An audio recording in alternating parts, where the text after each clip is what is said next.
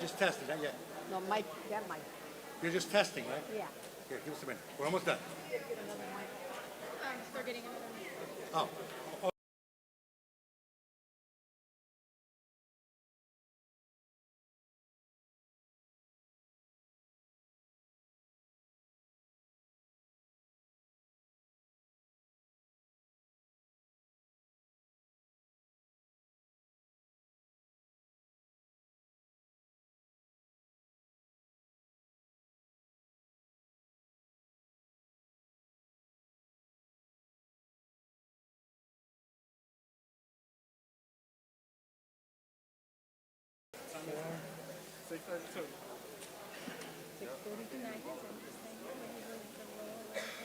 Okay, 9. You make that the last one? And what's the first one? It's got to be. All right, number 3. Okay, and the prosecutor. What order are we doing those? Oh, which one? 3, 4, 9. The second Lorain County Commissioner? 3, 4, 9. 9. Okay. And the last one is Lorain County Prosecutor? Who are you? For Okay. So which is tough in a lot of ways, but almost all the questions are kind of new.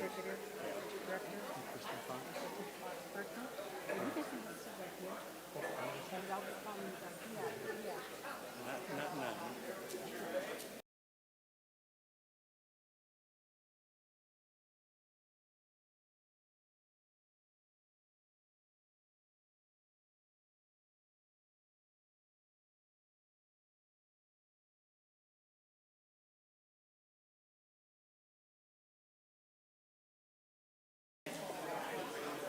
I like 10.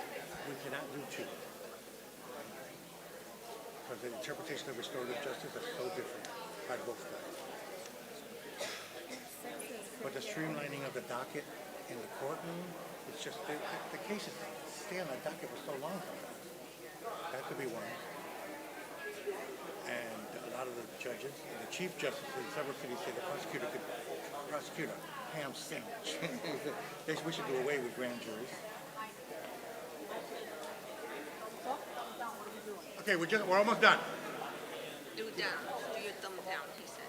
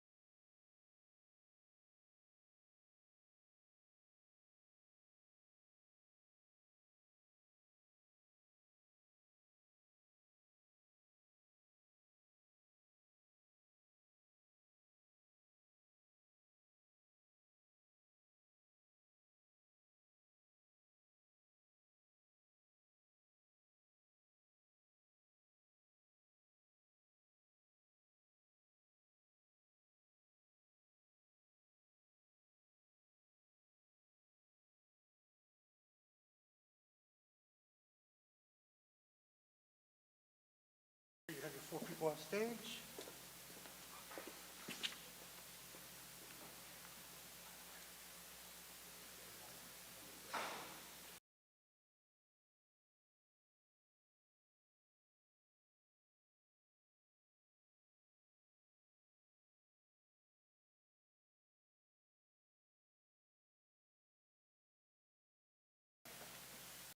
Any speaker?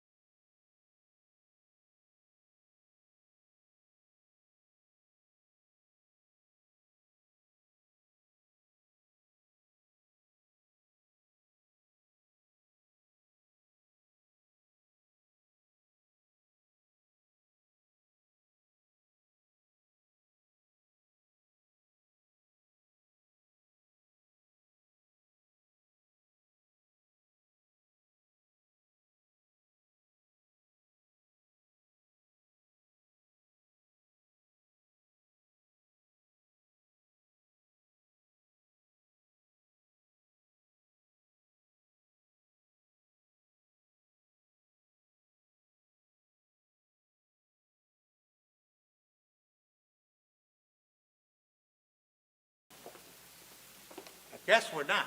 Oh, Ollie's right there. Okay. Are we ready, Mike? And thank you all for coming. Good evening. My name is Juanita Senkis, and I would like to welcome you to our annual CHIPS Candidates Night. We've been doing this for many years, and I believe in a couple more years, we'll be celebrating our 25th anniversary for Candidates Night. Before we get started, I would like to welcome Alicia Pardon to open with a prayer. Heavenly Father, we pray for those who are in positions of leadership within our community. Grant them wisdom, discernment, and humility as they serve the needs of the people. May they be guided by your truth and by your love. We thank you for the gift of community and for the bonds of love and fellowship that unites us. In Jesus' name, amen. Amen. And if we can stand for the Pledge of Allegiance.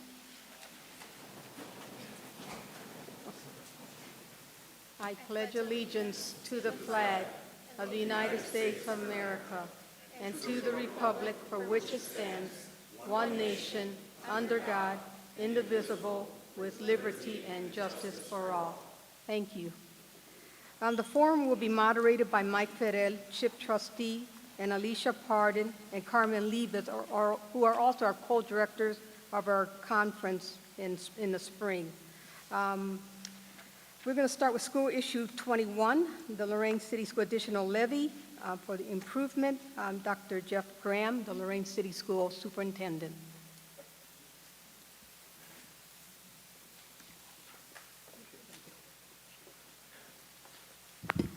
Aimed at my belly button there. Let me raise it up a little bit. Good evening. My name is Jeff Graham. I'm proud to be the superintendent of Lorain City Schools and a resident in our district. We have an issue on the ballot. It's a permanent improvement levy for 4.97 mills. Okay, what I'm going to do is, first of all, explain what a permanent improvement levy is, what it isn't, what a mill is, because no one has any idea, and what that means in terms of cost, and why the issue is needed, of course. Okay, first of all, a permanent improvement levy, a PI levy, is a levy that is intended to pay for things that last for more than 5 years. All right, 23 years ago, in 2001, our city passed a bond issue in partnership with the state. Actually, the state picked up 81% of the tab to build all new schools in our district. Well, over time, those buildings are now becoming worn down, older, in need of repair.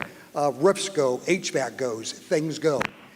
And for the district, we don't collect any more money on levies than we do when they pass. And the last time an issue passed in Lorain City Schools was 2012. Things cost more now than they did in 2012. So this goes to safety equipment. I know there was an article recently, because we are very aggressive at getting grants, where we earned a $500,000 grant. But for perspective, We had to match that with almost $300,000, and the total cost to upgrade to have proper safety measures in place for our district is $3.2 million.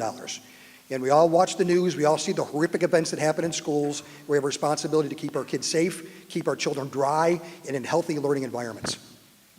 What a permanent improvement levy is not, it is not for salaries, it's not for people, it's not for health care, it is strictly for things that have a shelf life or a lifespan of something of more than 5 years. So this is not aimed at hiring more people. This is aimed at, again, keeping our facilities in a healthy, safe state. Okay, now what is 4.97 mils? No one knows what a mill is. Okay, what a mill is, in terms of dollars, this actually represents the exact same amount of money that our folks have been paying for the last 22 years, because the bond issue was passed 23 years ago. And here's where it's confusing, because this is tough to put in bullet points or in mailers or in door hangers, but our levy, there's actually two levies, or two bond issues that were passed in 2001. One rolls off at the end of this year, so there's no more collection, nobody else is paying. The second one rolls off next year. So for 1 year, there'll be an overlap, but from then on, our taxpayers will be paying the same amount of money that they've been paying for the past 22 years. And again, as a taxpayer in the district, I'll be paying that tax too. We will need an operating issue in the near future, but we have more information to learn before we put that on. And I just want to make sure that folks understand what our issues are. Again, we just want to keep our kids warm, safe, dry, and in a healthy learning environment. I want to thank CHIP's leadership. You guys put on a phenomenal, very classy event every year. I want to thank folks for coming. Good luck in what you're here for, and I appreciate your time.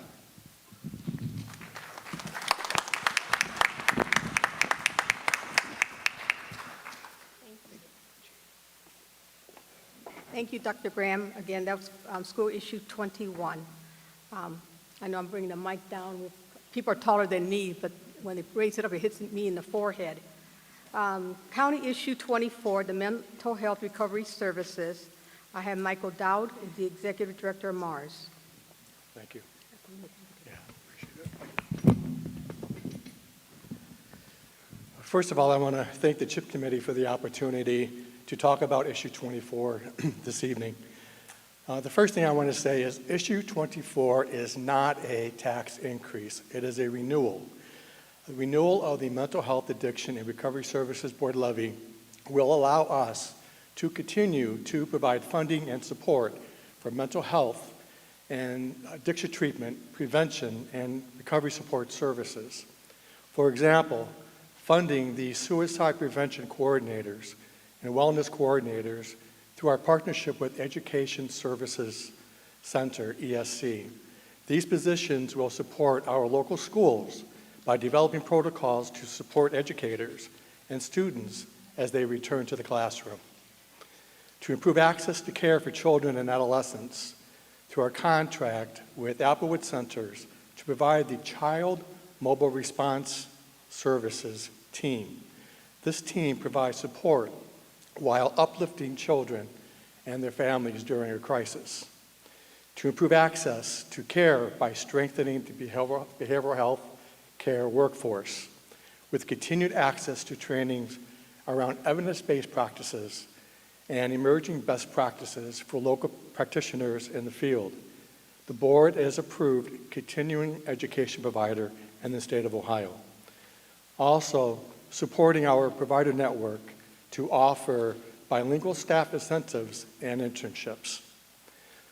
To improve access to care and save lives of individuals with substance use disorders and other addictions, we are continuing to provide funding to support the Galilean Theological Center Substance Use Disorders Educational Training Program for Latinx clergy and church leaders in Lorain County to obtain their credentialing in chemical dependency counseling, and to support the operations of the Crisis Receiving Center in the center of Lorain. Utilize a diversion center model for a behavioral health crisis, diverting the nonviolent offender from incarceration. Also, divert the emergency departments and redirect this flow of traffic to the Crisis Receiving Center, where a person in the crisis will have access to a mental health professional and peer recovery supporter upon arrival. And that peer recovery support person will stay connected to that individual until they are discharged from the facility. And they will be linked immediately to outpatient services. This facility will house this community's 988 call center, the adult mobile crisis team, 16 beds for mental health treatment, and 16 beds for detox services. All under one roof, no wrong door. EMS and law enforcement are the preferred customers. Supporting Issue 24 would be an investment into the expansion of crisis services for children and adults, and it will maintain mental health and addiction treatment services for children and families who cannot afford to pay for them. I'm asking your support to renew Issue 24. Thank you.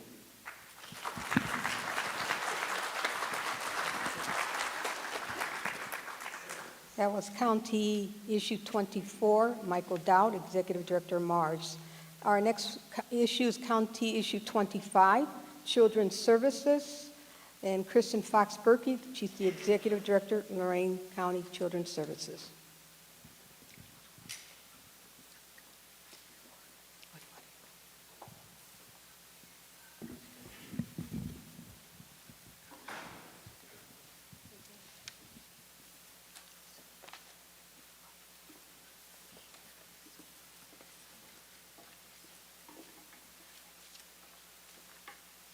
Hello, my name is Kristen Fox Berkey, and I'm the Executive Director at Lorain County Children's Services. I am here to ask you to please vote yes on Issue 25, the Children's Services Levy. This 1.8 mil renewal levy is not a new tax and will help support services to our community's abused and neglected children, including services to parents, foster parents, kinship parents, and adoptive parents. This is a renewal and not a new tax. The need for services to abused and neglected children remains critical to the overall success of our community. Last year, our agency received 5,000 referrals of children suspected of being abused and neglected. This comes out to a referral every 2.5 hours, 24 hours a day, 7 days a week. As first responders to emergency situations involving abuse and neglect of children, our staff is available around the clock. The levy provides over half of the agency's $24 million budget. As you are aware, a renewal levy does not increase taxes. This levy would only cost a $100,000 homeowner $48 a year. Taxpayers' continued investment in services to Lorain County's abused and neglected children have funded and will continue to fund improved services to affected families, creating a stronger county for all of us. A portion of the money collected from the levy also provides Lorain County's contribution toward Ohio's Bureau for Children with Medical Handicaps. One of the changes that we have seen since last time the levy was approved is the need for more children to stay with grandparents, other relatives, close family, friends, and foster parents, in order to assure their safety and allow their parents to be able to work on the significant issues that have brought those children into our care. During the next levy cycle, Lorain County Children's Services will open a new visitation for children and families who are separated by foster care. Being able to create a state-of-the-art facility for high-quality visitation will help keep families connected, to build healthier bonds, and hopefully assist parents to resume full-time parenting in a shorter amount of time. Lorain County Children's Services certainly cannot achieve the outcomes that we do achieve without the support of our community and the strong safety net. We can do this hard but meaningful work with at-risk children and families because of taxpayer support. Lorain County Children's Services takes its responsibility to the community and its clients very seriously. The agency is nationally accredited by the Council on Accreditation for Services to Children and Families and is regularly reviewed for compliance and best practice standards. Protecting children from abuse or neglect is a team effort, and we appreciate being on your team. Please vote yes on the Children's Services Levy, Issue 25, and help keep our children safe. Thank you.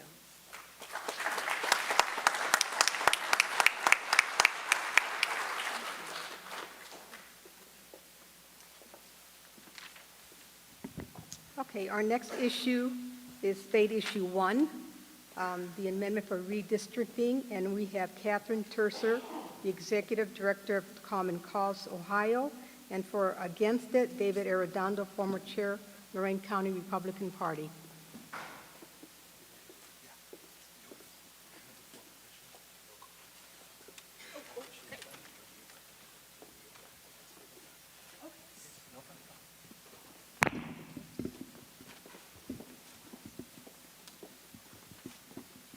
Apparently, we don't listen to the rules very well. Sorry, everybody. Hi there. I am Catherine Terser from Common Cause, Ohio, and I am here today to urge you to vote yes on Issue 1. That's the Citizens Not Politicians Amendment. But before I start going into what's in the amendment, I think it's really important for us to take a little bit of time to look back in history. So I'm going to take us back to the original gerrymander political cartoon. Now, many of us kind of have a vague memory of it, but it looks like a salamander, and it was approved by Elbridge Gerry. And so when you put Gerry, which then became Jerry, and salamander together, you get gerrymander. Now, this very strange manipulation of a district really tells the tale of gerrymandering. What is important here is that Elbridge Gerry is somebody who signed the Declaration of Independence. He advocated for the Bill of Rights. He was vice president under James Madison. And yet, when push came to shove, he put his own political party over participating in fair elections. And so this is a tale that we have heard for a very long time and have lived with for a very long time. The manipulation of voting districts is the manipulation of elections. And let's face it, we're tired of participating in rigged elections. And that's why, folks came together, I bet you didn't know this, 1981. In 1981, we had our first attempt in Ohio to address gerrymandering. And at that point, the gerrymanderers were Democrats. And it was Republicans who were pushing and promoting to put good rules in the Ohio Constitution. And unfortunately, that didn't actually pass. And many years later, in 2015 and 2018, Democrats, Republicans, independents, libertarians came together and said, enough is enough. And we put good rules into the Ohio Constitution, banning gerrymandering and creating greater transparency. But we left the map making, the creation of those voting districts, we left that to elected officials. We left that to politicians.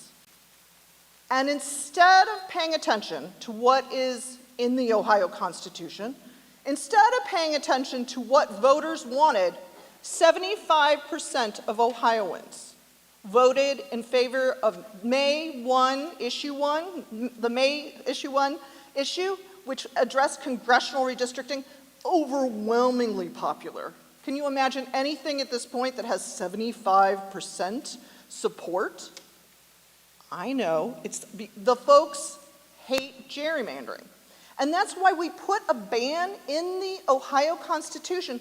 But unfortunately, the Ohio Redistricting Commission, a panel of elected officials, refused to do what the voters asked, and they manipulated district lines to favor the political party in power. And it's not just me saying it. The Ohio Supreme Court told them to get back to work 7 times. So not just once, not just twice, 7 times. Twice for state legislature, and 5 times for state legislature, and twice for Congress. And that's why we collected a bunch of signatures, and we're doing an independent Citizens Redistricting Commission, because we deserve to participate in meaningful elections.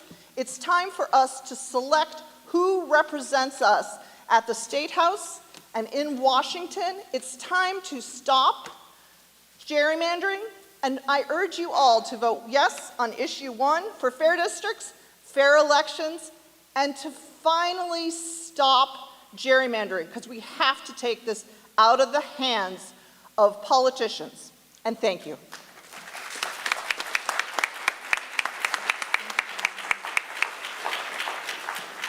Okay, thank you, Catherine. And now we're bringing on David Arredondo, the former chair of the Lorain County Republican Party, to speak against State Issue 1.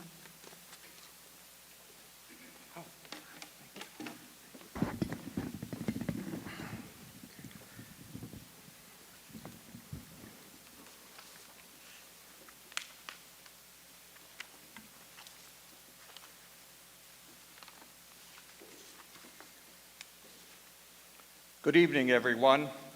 I want to thank Chip and the members of the Candidate Night Committee for holding tonight's event. Chip first began Candidates Night in late October 2001 and has continued to do so for the past 23 years. I'm proud to have been one of the moderators for 10 of those years, as well as being a Chip member. Please raise your hand if you have read the ballot text for Issue 1.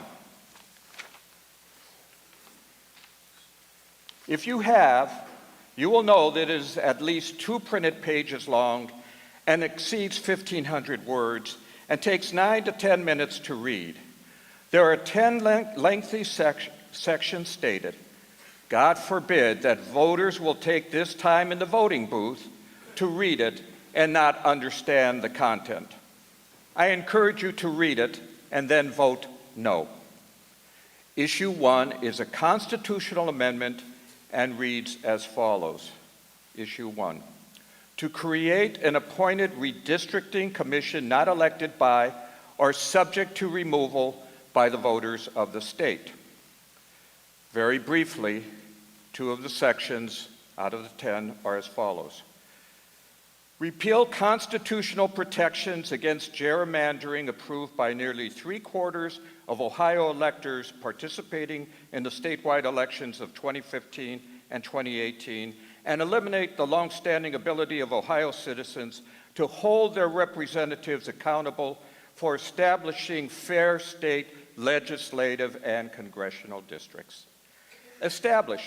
Number 2, establish a new taxpayer-funded commission of appointees required to gerrymander the boundaries of state legislative and congressional districts, ... So, Issue 1 constitutes undemocratic rule whereby a non-elected but appointed commission will gerrymander congressional and legislative districts.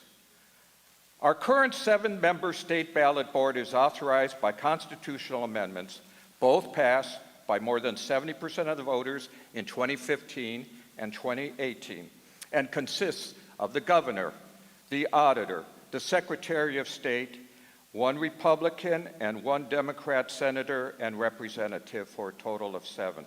All of these are elected to their respective offices by the voters. In the 2022 election, the governor, auditor, and Secretary of State were all elected by double-digit margins. Conversely, Issue 1 creates an unaccountable commission whose members are chosen out of a hat by 4 retired judges, an unknown private hiring firm, and commission members themselves. Issue 1 provides that commission members would not be required to meet any minimum level of qualifications and will be forced to hire consultants to draw maps. Once appointed, Ohio voters cannot remove any commission member, even if they commit a felony. Issue 1 grants these unelected commission members virtually unlimited authorization to spend Ohio tax dollars with no control by Ohio voters. They could also force Ohio taxpayers to cover as many expensive lawyers as they need. Under Issue 1, Ohioans would be footing the bill for commission members they didn't choose. They want our money without our input. As of now, if you don't like your district, you can vote those who drew it out of office. Under the proposed amendment, Ohio voters would have 0 input. Bottom line, issue 1 replaces elected officials with unelected and unaccountable commissioners. And 2, it needlessly wastes taxpayer monies. Consider it a tax increase. Please read the amendment text of more than 1,500 words before voting. There is an old political saying regarding issues. If you don't know, vote no. Beginning next Tuesday, October 8th, vote no on issue 1.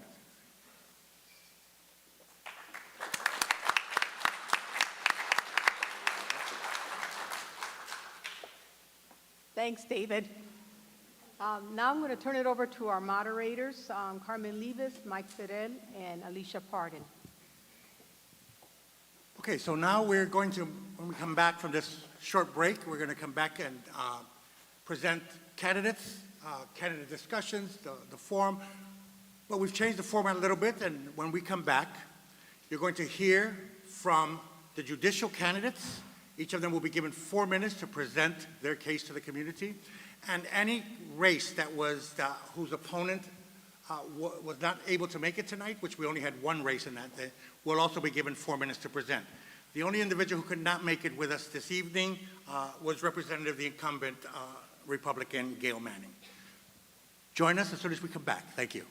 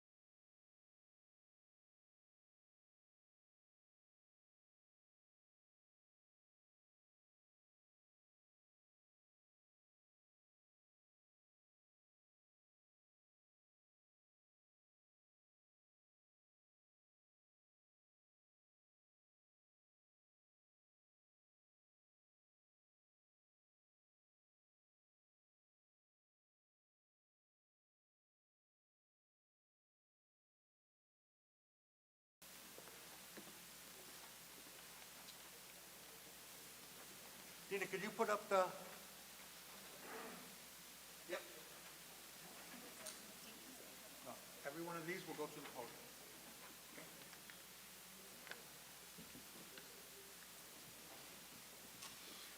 Okay, welcome back, everybody. And now we're going to begin with presentations, each 4 minutes, from state representative candidate and all of the judicial candidates.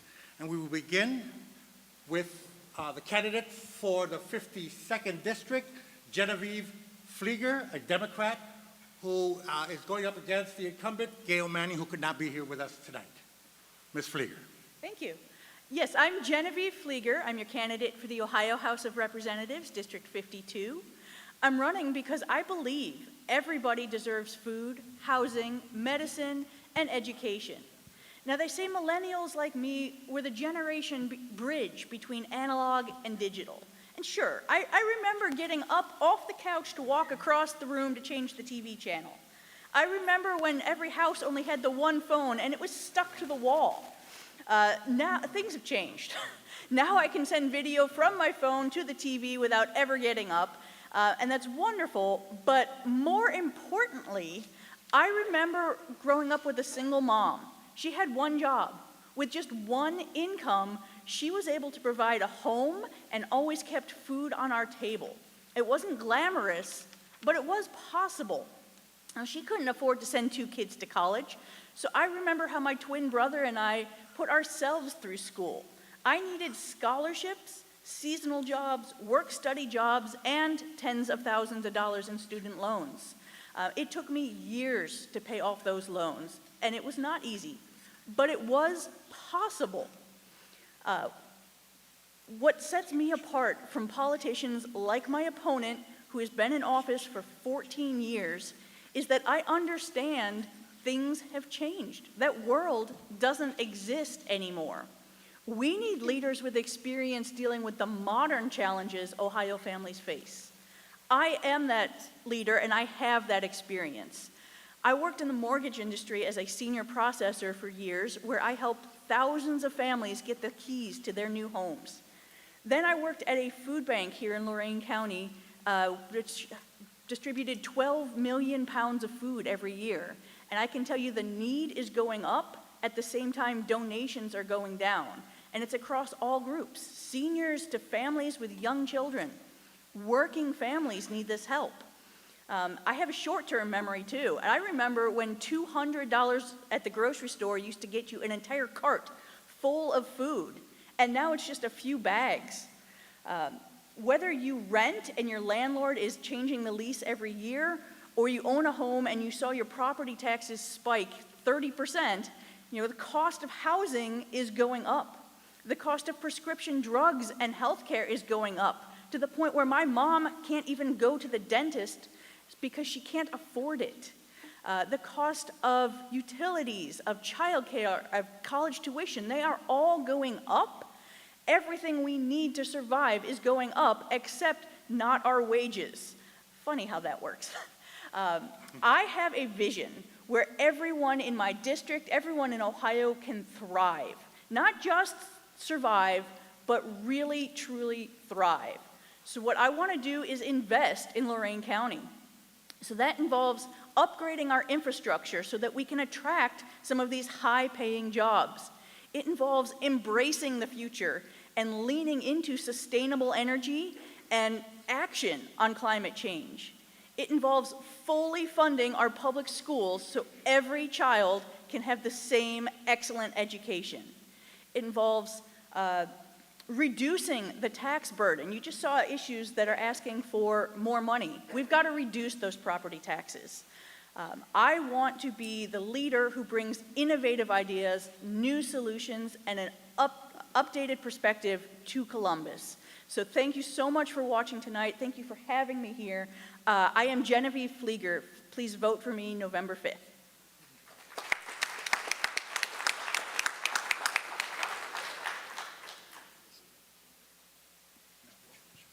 Okay, now we're going to go into our judicial candidates. First, we'd like to introduce Ms. Donna Freeman.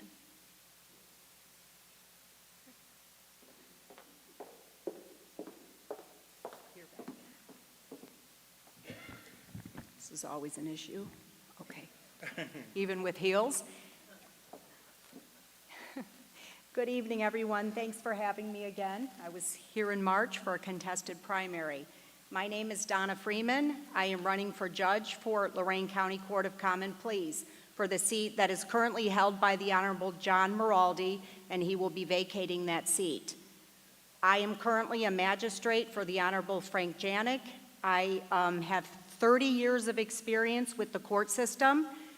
Every time I say that, it never ceases to amaze me how old I feel. I started in 1994 at Family Court Services as a mediator. I was certified as a mediator. I mediated visitation and custody disputes between separating parents and parents who were divorcing. I did that job for a number of years, and then while I was working that job full-time, I went back to school at night to Akron to get my law degree. So I worked full-time for 4 years and went to law school at night. I was a prosecutor, an assistant prosecutor at the Ashland County Prosecutor's Office. I represented the civil division, so I represented entities such as county commissioners, township trustees, board of elections. While I was there, I wrote over 50 civil formal opinions. I also represented Lorain County Children's Services. I then went to work for the Lorain County Prosecutor's Office, which was my hometown and home base, so I was happy to get back there. I initially was an assistant prosecutor for 5 years, representing Lorain County Children's Services. I then was an assistant prosecutor in the criminal adult felony division for 8 years. During those 8 years, I became very familiar with the way the criminal docket works up there.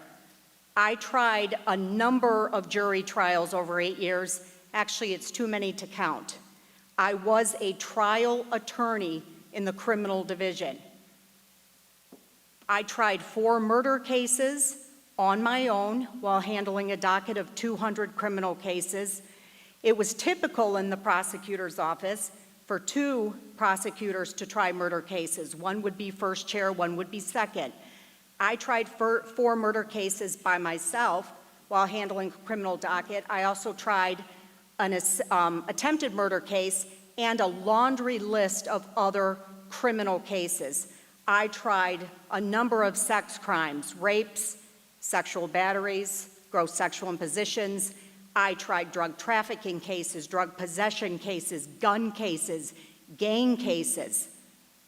I was very well versed for 8 years in the way that docket runs. I participated in bond hearings, pretrials, sentencing hearings, parole and probation violations. That's what I did for 8 years. As a judicial officer currently for going on 6 years for the Honorable Frank Janik, I preside over the juvenile delinquency docket, private custody cases, domestic violence and juvenile protection orders, as well as the juvenile traffic docket. As a magistrate, I preside over trials. I hear evidence. I rule on evidence. I make decisions on whether a juvenile committed a crime or didn't commit a crime. I have to hear motions for release from the detention home. I have to decide, which is essentially a bond hearing without the money. I have to decide whether or not to let a juvenile out of the detention home who's maybe committed a violent offense. I deal with guns and gun violence every day. I'm getting warned, 30 seconds. So I want to say I have the qualifications, the relevant experience for this job, and the temperament. And I'm proud to say that I am endorsed by the following 7 organizations to be the next Court of Common Pleas judge. I'm endorsed by the Lorain County Deputies Association, the Lorain Fraternal Order of Police Lodge 3, the UAW, the AFL-CIO, I don't even know, I may have gotten mixed up, there's a lot. The Elyria Chronicle Telegram, the Lorain Firefighters, Lodge 267, and the Elyria Firefighters Local 474. All of those 7 organizations have endorsed me to be the next Court of Common Pleas judge. I feel I have the relevant experience and qualifications to do this job, and I would love your support on November 5th. Thank you, everyone.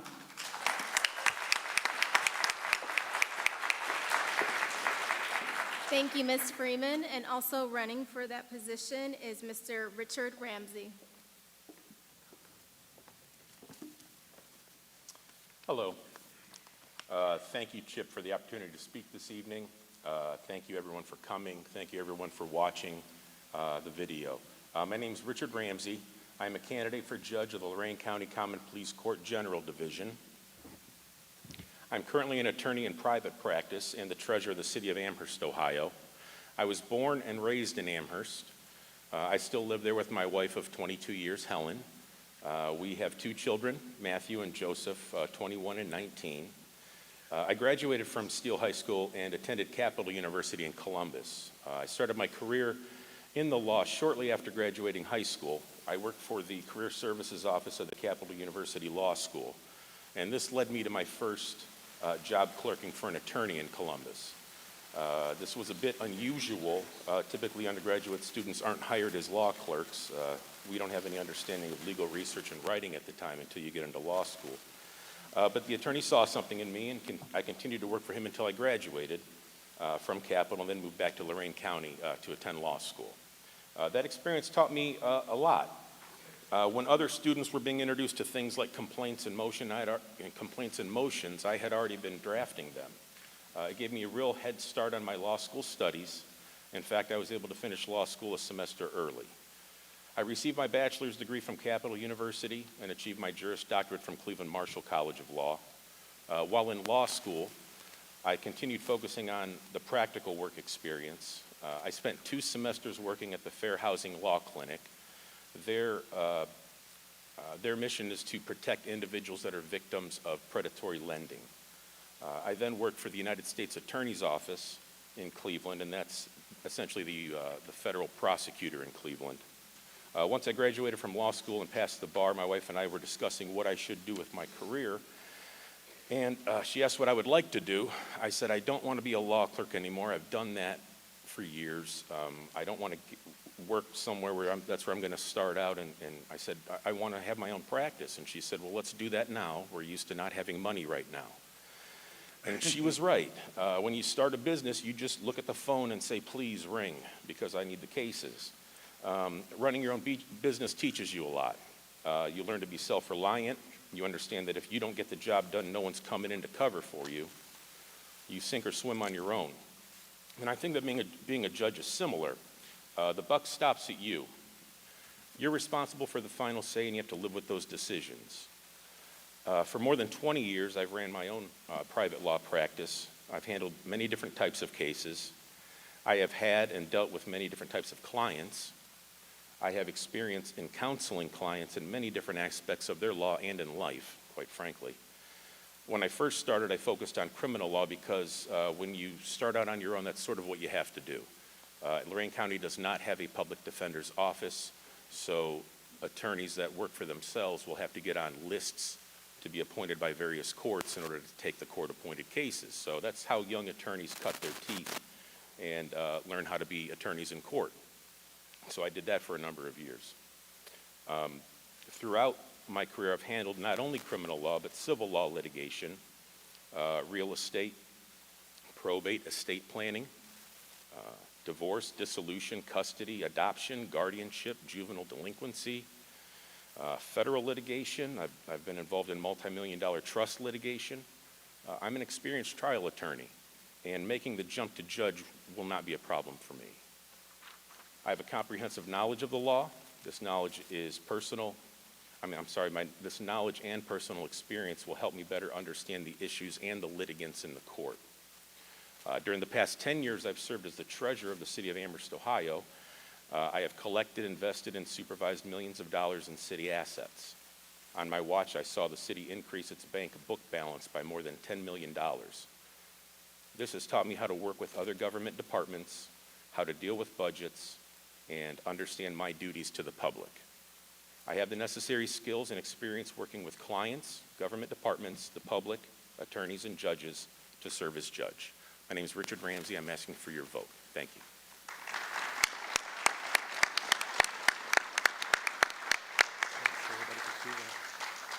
Thank you, Mr. Ramsey. Next, we're going to go into the second judicial race. First, I'd like to call Mr. Dan Petticord.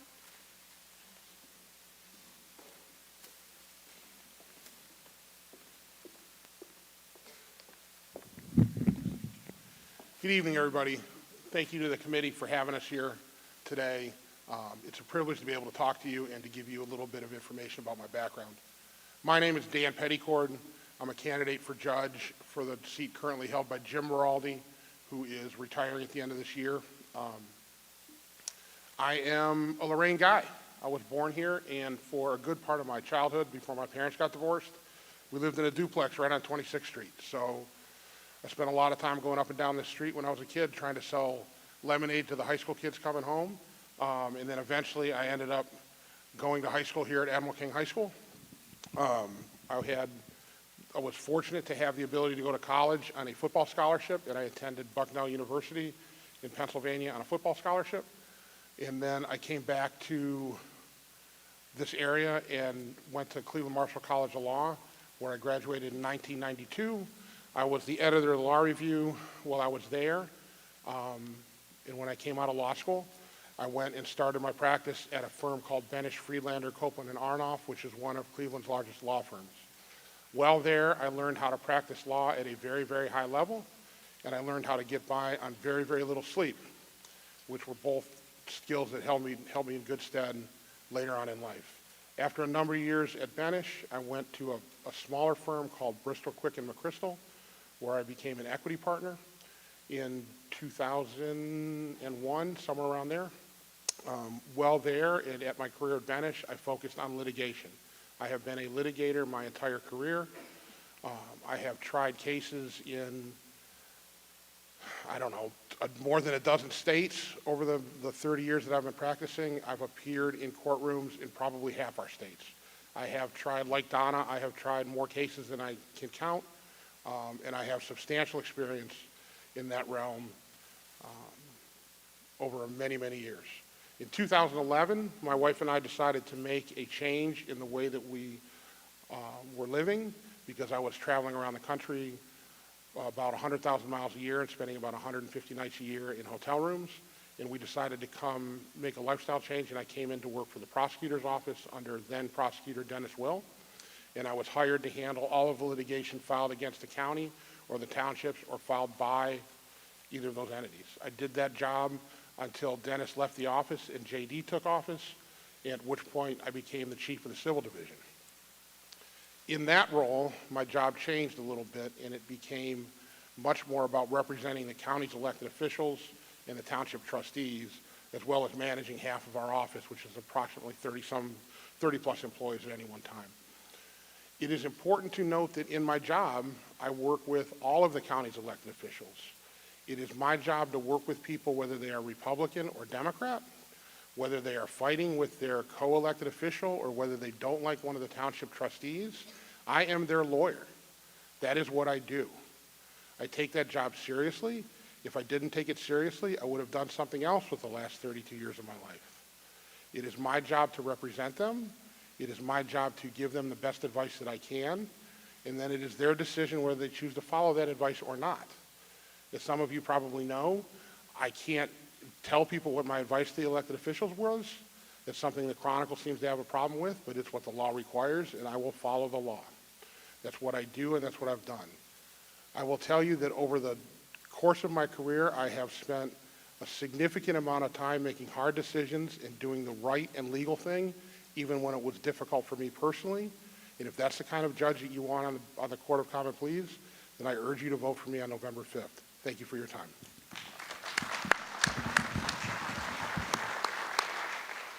Thank you, Mr. Petticourt. Our next candidate is Giovanna Scaletta Bremke. Yes.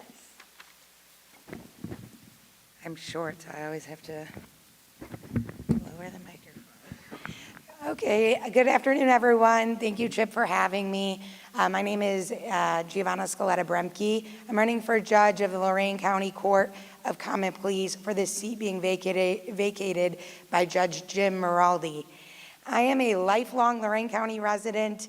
Together with my husband, who's my high school sweetheart, we are raising our 3 boys here in Lorain County. I have a vested interest in making sure that Lorain County is a better and a safer community. I'm also an attorney here in Lorain County. I've practiced almost my entire practice focused here in Lorain County. I've practiced in every court in Lorain County, and I've taken Lorain County cases to the Ohio Supreme Court, the Court of Appeals. I've had a jury trial experience and also bench trial experience, again, in every court here in Lorain County. I've also been designated as an expert witness in the legal community. I've practiced in criminal law, civil law, probate, domestic, juvenile. I've done every area of law that you can think of. I'm also involved in the community. I sit on the Lorain and Medina CBCF board. I've been involved in the Lorain County Bar Association, the North Coast Building Industry Association, and various other boards. I'm currently a magistrate in the Elyria Municipal Court. My job as a magistrate, I've presided over civil, criminal, and traffic trials. I've also managed a high-volume docket, which is important for this position because the candidate that wins will be assuming a docket that has a high volume and needs somebody who can address the cases in a timely and efficient manner. I've already had that experience. Three things that set me apart in this race are I'm the only one that has that judicial experience. I've practiced in every court in Lorain County, but I've also had the experience of being a judicial officer here in Lorain County, presiding over trials and managing a docket. I'm also the only one with criminal experience. That's important in this case because about 80% of our trials here in Lorain County are criminal trials. I've had the experience of doing jury trials here in Lorain County. I'm also the only candidate that's been recommended by our peers in a Lorain County Bar Association poll earlier this year.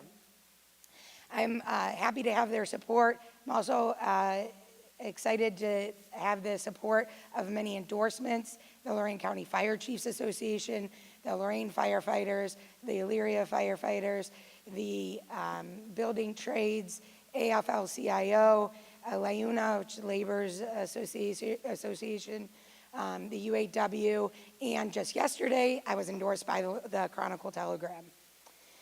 What I'm really proud of, though, is that our peers highly recommended me. I'm the only one to be highly recommended in integrity and character, and that's something that I take very seriously. To be recommended by our peers, those who know us best, highly in integrity and character. I think that I can say for most of us, we are sick of hearing scandals and drama from the national level to the local level. And what I can promise you is that I will stay above the misconduct. That's what a judicial officer is supposed to do, follow the law, and that's what I promise you that I'll do. I ask for your vote November 5th or early, starting next week. Thank you.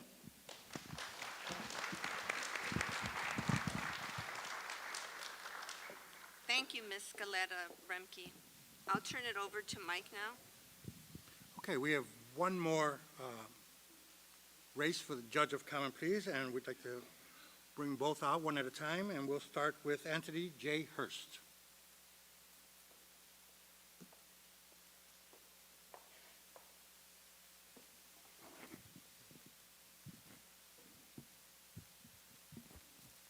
Okay.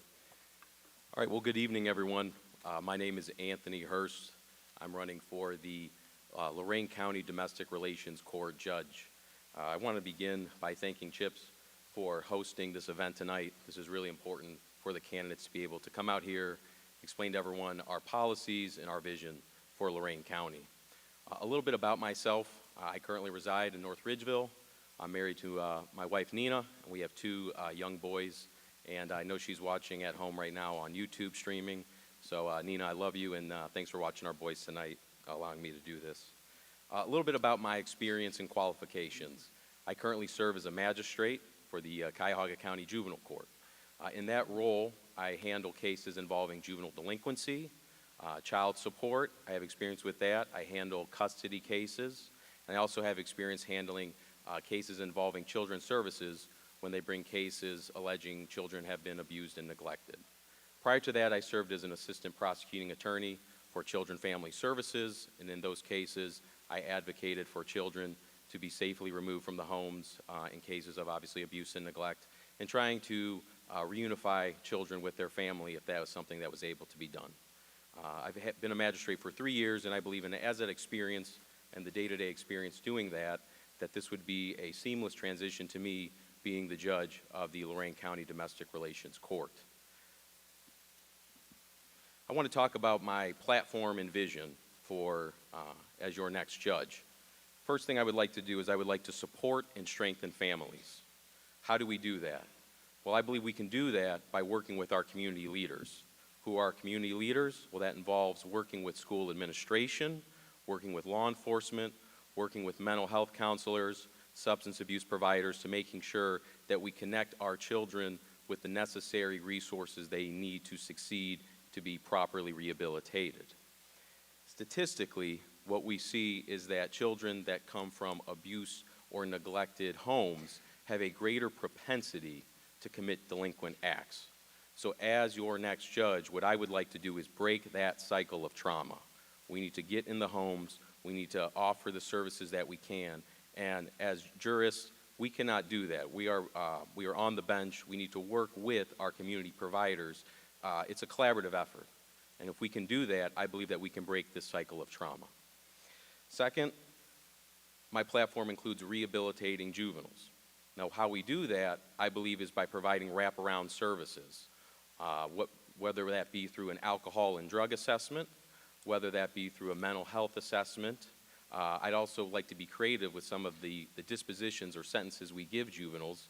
I believe that if we can try to promote GEDs, if we can promote linking youth to a good union-paying job, if for some reason that the four-year college route is not there, that I think that makes the juvenile more productive in society. So those are some of the type of rehabilitative efforts that I would like to see. And then lastly, as your next judge, what I would like to do is I would like to promote public safety. As a jurist currently right now, we are seeing a great increase, and you may be seeing it on the news as well, of youth and firearms, youth having access to guns. What is going on in a home to where a youth is having involvement with firearms? We need to figure out why this is happening, and most importantly, what we can do as judicial officers to try to prevent this, whether it is through gun education, whether it is through mentorship programs, whatever it may be. I believe this is a crisis, and we need to solve this as best we can, and it doesn't stop or start with the judges, it starts with everyone.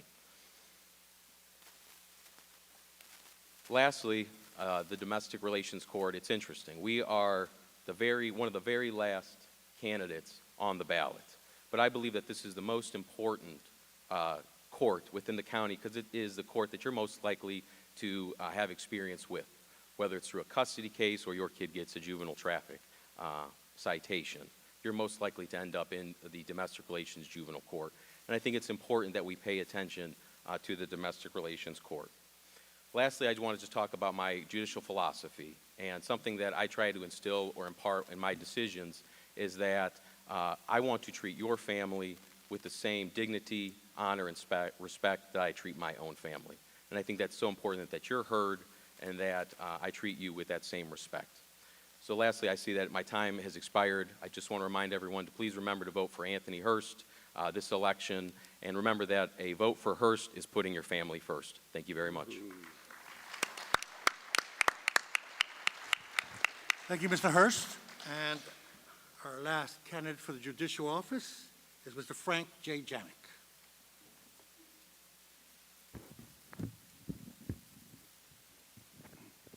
First, I want to thank Chip for hosting this important forum that informs and educates voters on the issues and the candidates seeking public office.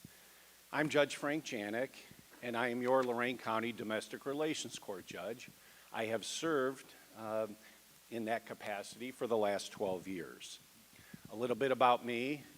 I am born and raised in Lorain County, went to college, law school, and decided to return to Lorain County to raise a family and to work. My beautiful wife, Nikki, is there, and we have 2 sons. I graduated from the Ohio State University College of Law with honors in 1990. I've been a lawyer for 34 years. As a lawyer, I served the community as an assistant Lorain County prosecutor, prosecuting major felony crimes up to and including capital murder.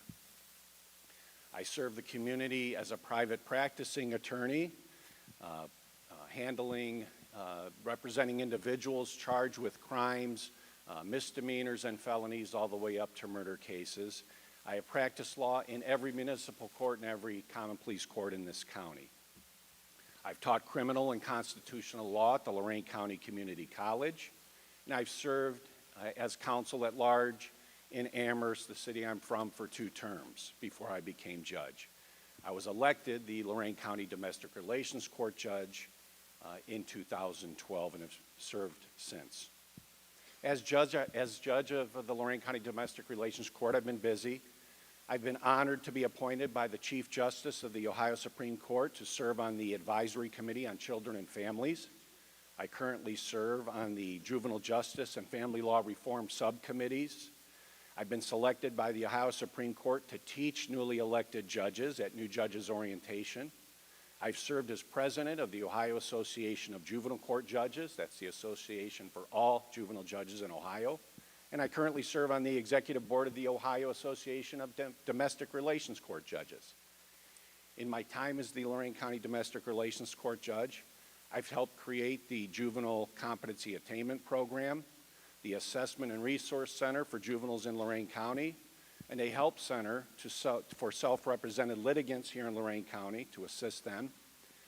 And I have developed and teach the current seminar for parents in Lorain County who are involved in custody cases, teaching them how to better co-parent while living apart and not traumatizing their children or families during or after litigation.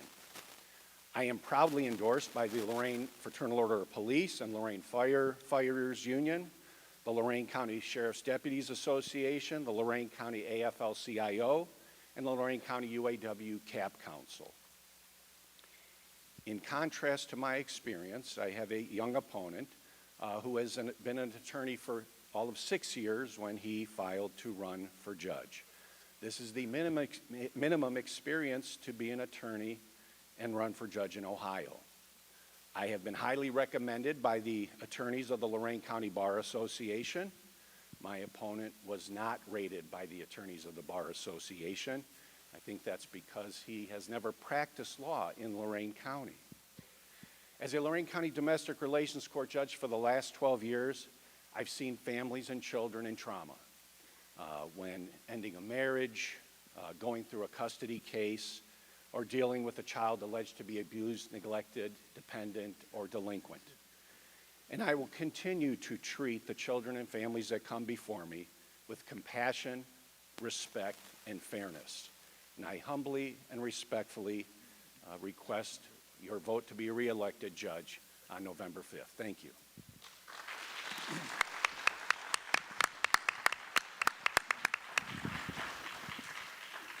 Thank you, Mr. Janik. We'd like to thank our presenters, for State Representative Genevieve Flieger, for Judge for the Common Pleas Court, Donna Freeman, Richard Ramsey, Dan Petticord, Giovanna Scaletta Bremke, Anthony Hurst, and Frank J. Janik for being here with us today. When we return, we will begin with our conversations for the Lorain County Recorder, and move right into the Lorain County Sheriff's race. See you upon our return.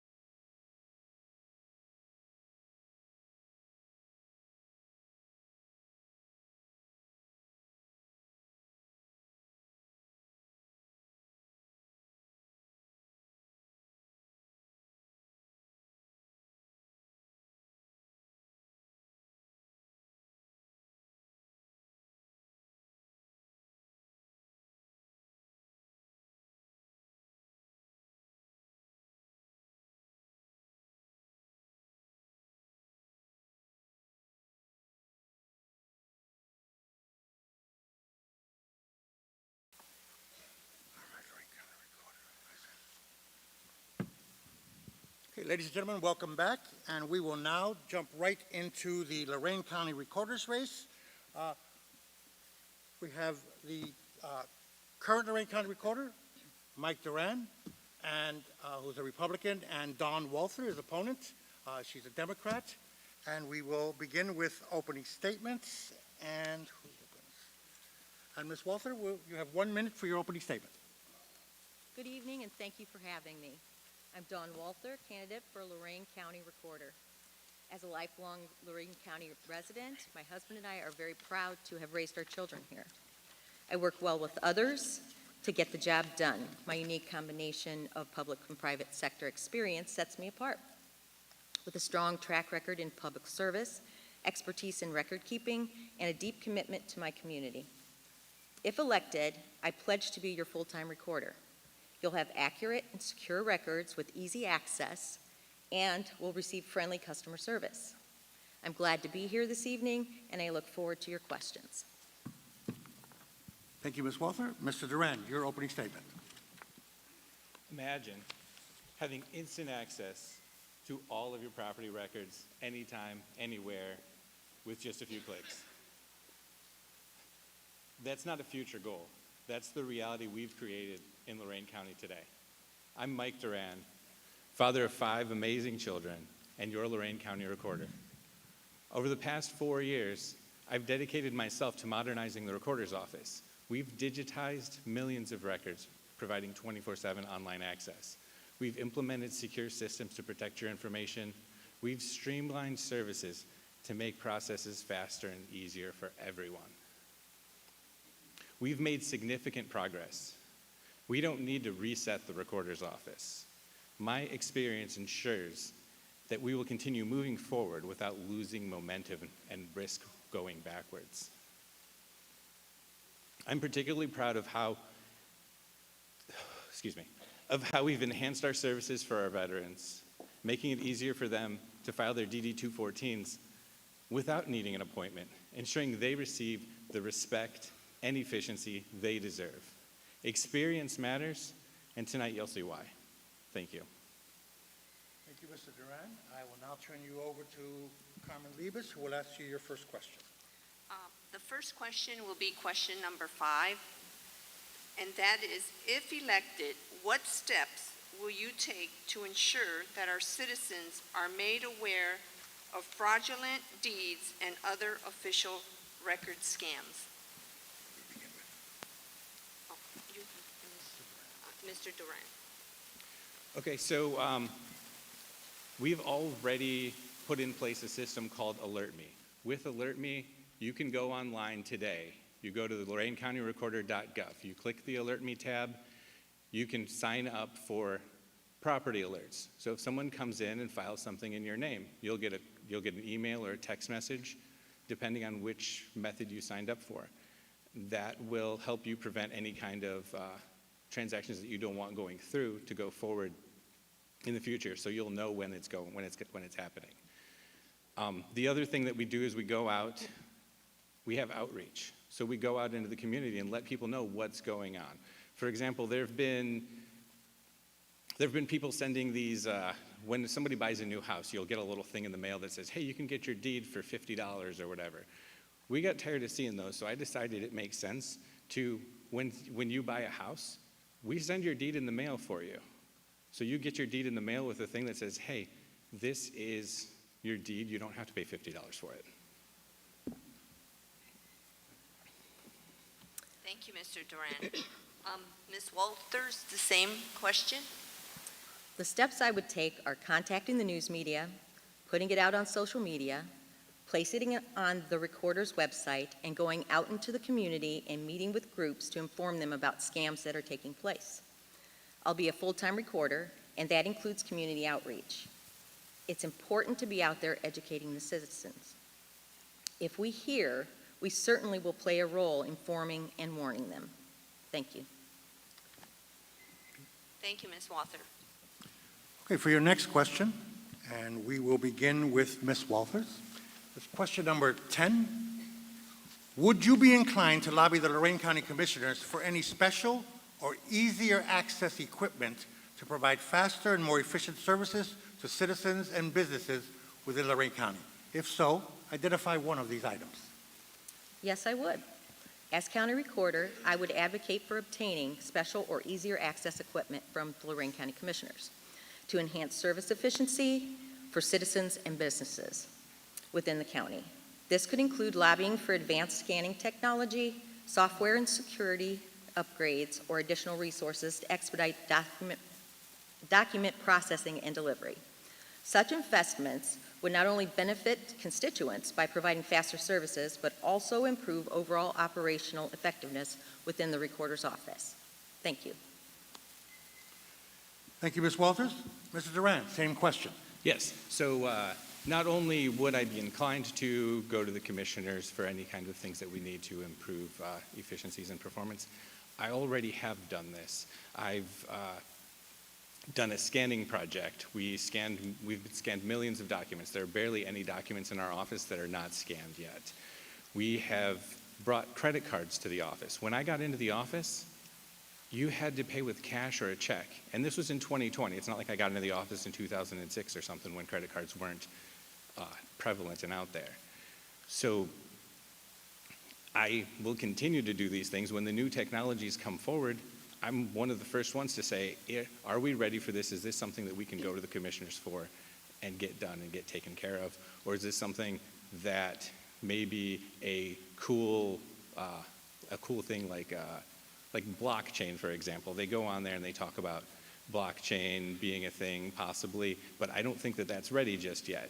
I've gone with the other recorders and we didn't think that was quite a thing that we're ready for just yet. Thank you, Mr. Duran. I will now turn you over to Ali for your final question. Thank you. And Mr. Duran, starting with you, this is your last question, and it's going to be number 9. Although the Recorder's Office cannot go totally remote in the case of another epidemic or emergency, are there changes that you'd recommend so fewer people have to come to the office for things to be processed? Yes, so when I was elected in 2020, we were going through the pandemic that you're talking about, COVID-19. We had people working outside of the office. At that point in time, we actually had some separate laptops because everyone had a regular PC at their desk. So what we've transitioned to, Windows 10 is, we're transitioning away from Windows 10. They're no longer supporting it for security reasons. So as part of switching over to Windows 11, rather than putting more of those same types of boxes at the same types of computers, we actually switched everyone over to laptops. So they have laptops that are plugged into their monitors now. So if we have to go remote, where people have to work from home and we need to do those kinds of things, we actually have the ability for them to take that same laptop, that same computer that they're using, take it home and connect to the internet from there. Because we have e-recording as well. So I have a lot of people who can do e-recording from home with their laptop, which is the same one that they use in the office. Thank you. Ms. Walters, same question. To minimize in-person visits during emergencies or pandemics, online portals can be set up for document uploads, electronic signatures, and payments. Virtual meetings for consultations and document reviews, along with phone or email customer service, would further reduce office visits. Secure systems for document transfers and strong data protection would ensure safety and legal compliance. Additionally, alternating teams between remote and in-office work with proper spacing and temporary barriers would enhance the safety for those working on site and for any of the residents who would have to come into the office. Thank you. Thank you. Now you both will have 1 minute for closing remarks. Ms. Walter, we'll start with you.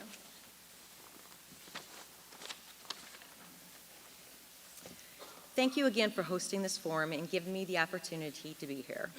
I'm the best qualified candidate to serve as your full-time county recorder. I enjoy working with people and firmly believe that government should always serve the people. We work for you. My years of experience have prepared me for this moment, and I'm confident that I'm the right person for this role. I have over 30 years of experience. I'm honored to have the endorsement of the Lorain County Deputies Association and the Lorain FOP Lodge 3, and I have a strong commitment to public safety. Consider this. If elected, I will be the only woman in a non-judicial county office. I humbly ask for your support. Please don't vote for Dawn Walther for Lorain County Recorder. Thank you. Thank you. And Mr. Duran, your 1 minute. Thank you all for your attention and thoughtful questions tonight. I also want to express my sincere gratitude to Chip for hosting this important forum. Serving as your Lorain County Recorder has been an honor, and I'm proud of the progress we've made together. Our discussion tonight highlighted how experience and dedication lead to tangible results that benefit our community. We've made significant strides in modernizing the Recorder's Office and enhancing the services for all residents, including our veterans. Continuity is essential to keep moving forward. My focus has always been on serving you with integrity, efficiency, and compassion.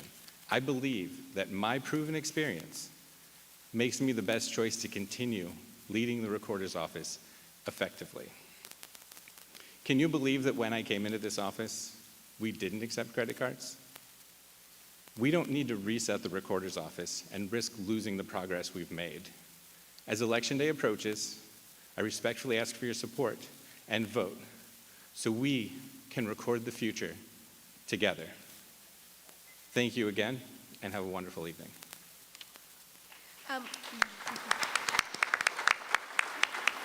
We'd like to thank the both of you for joining us. This concludes the Lorain County Recorder race. We're going to take a brief break as we transition into Lorain County Sheriff. Thank you.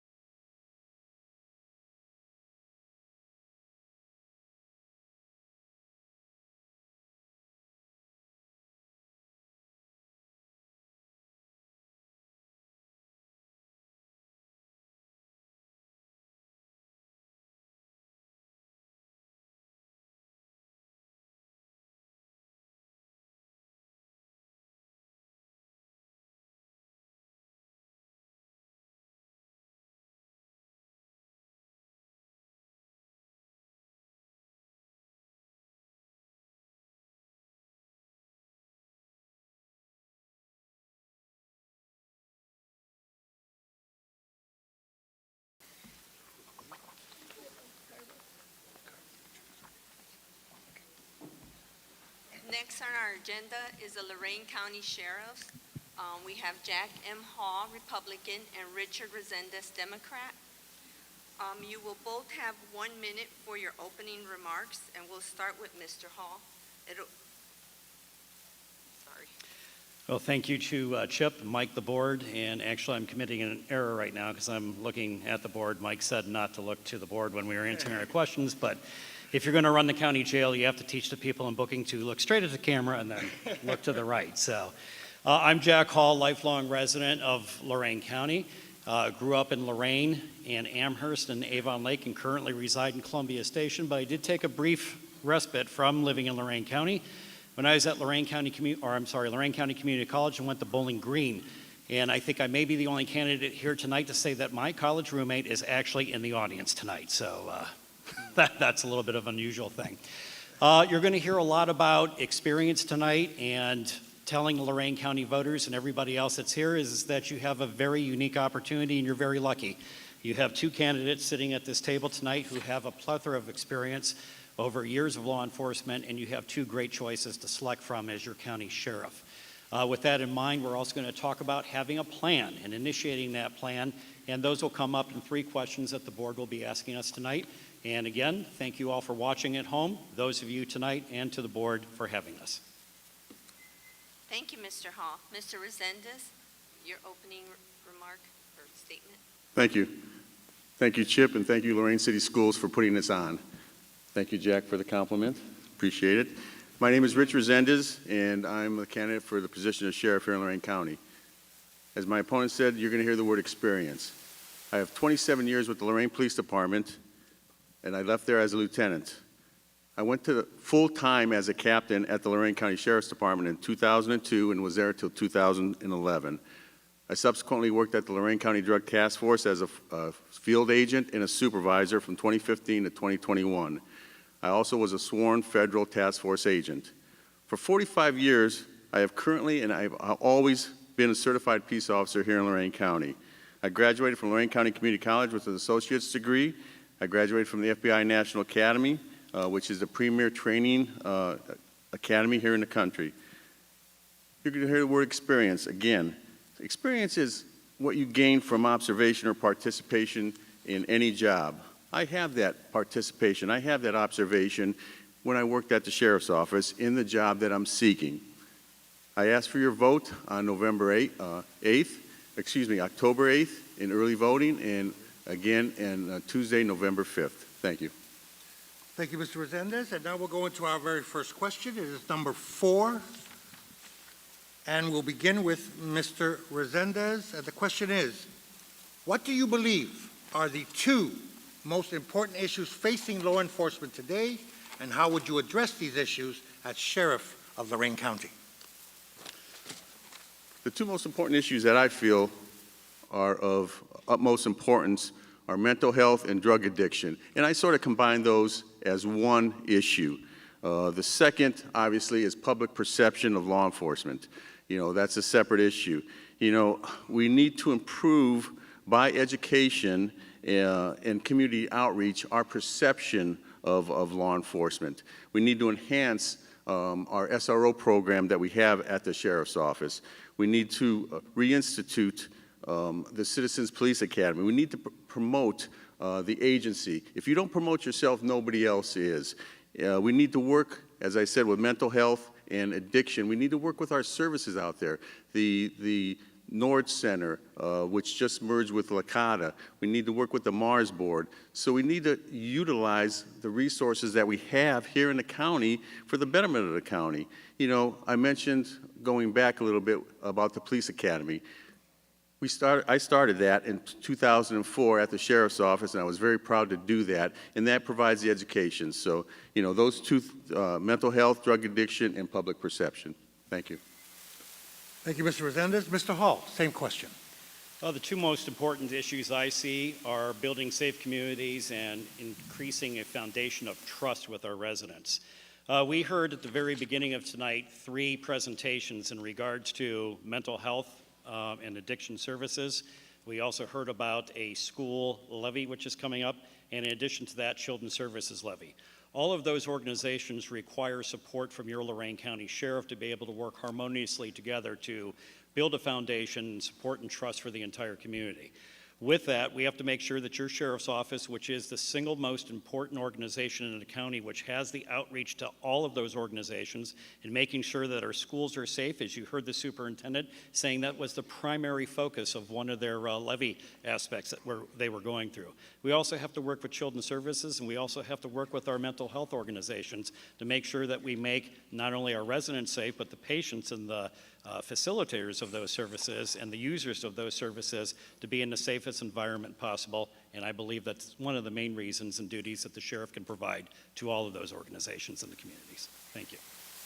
Thank you, Mr. Hall. For your second question, it's going to be number 9 on your sheet. Starting with you, Mr. Hall. What is your position on immigration enforcement and cooperation with ICE? With the cooperation with ICE, there's a misnomer, especially here in Lorain County. We have a large Hispanic population. This is why we're here tonight, is because CHIP is hosting this event. What we don't always understand is that 82% of that population, which is Hispanic, is Puerto Rican, which are already residents. We've heard very ignorant comments from other people in the county that we have an immigration issue here in Lorain County. The immigration issue is actually possibly in the southern part of the county, Erie County, Huron County, but we have to work with our organizations such as El Centro to be able to do that. Now, when we come to ICE, ICE has a program called the 287G program, which invites immigrations and customs enforcement officers into the jail to be able to work with any type of detainee. First of all, I need to go on the record that in order to be properly reimbursed from the federal government for those fees, we have a jail that's going to pass the muster to be accepted by the federal government. I am not in any position to waste any of the taxpayers' money of Lorain County to enforce a non-court order, which is what a 287G program is in their order, to benefit the federal government. We're here to benefit the citizens of Lorain, and we're here to benefit the safety of all those citizens. Thank you. Mr. Resendez, same question. The law has to be applied equally and fairly, regardless of your immigration status. The law has to be enforced for criminal violations, not your immigration status. Determining the citizenship of any individual is not the function of the sheriff. That's a federal enforcement action. My job and the job of the deputies is to protect all citizens and enforce all laws in an equal and fair manner in the county. Thank you. Thank you, Mr. Resendez. Question number 3 is number 11. And what accomplishments in your law enforcement career are you most proud of, Mr. Resendez? Thank you. I could think of a couple, and the first one was an honor that is rarely given. I was named one of the top 10 police officers in the country.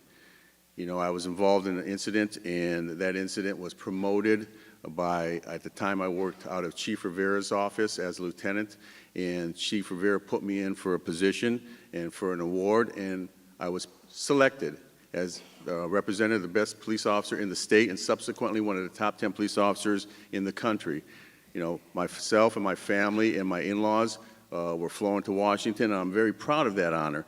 But the honor is not what I did. I guess it's more I'm proud of what I have accomplished. I was a major crime investigator, a homicide detective for the city of Lorain, and I investigated crimes that affected the citizens of Lorain. And when I solved those crimes, you know, that was a fulfillment that police work is all about. When you have somebody thanking you and there's a tear coming down from their eyes for solving their crime and putting a bad guy away, that's what it's all about. So those are the two most accomplishments. Thank you. Thank you, Mr. Resendez. Mr. Hall, the same question.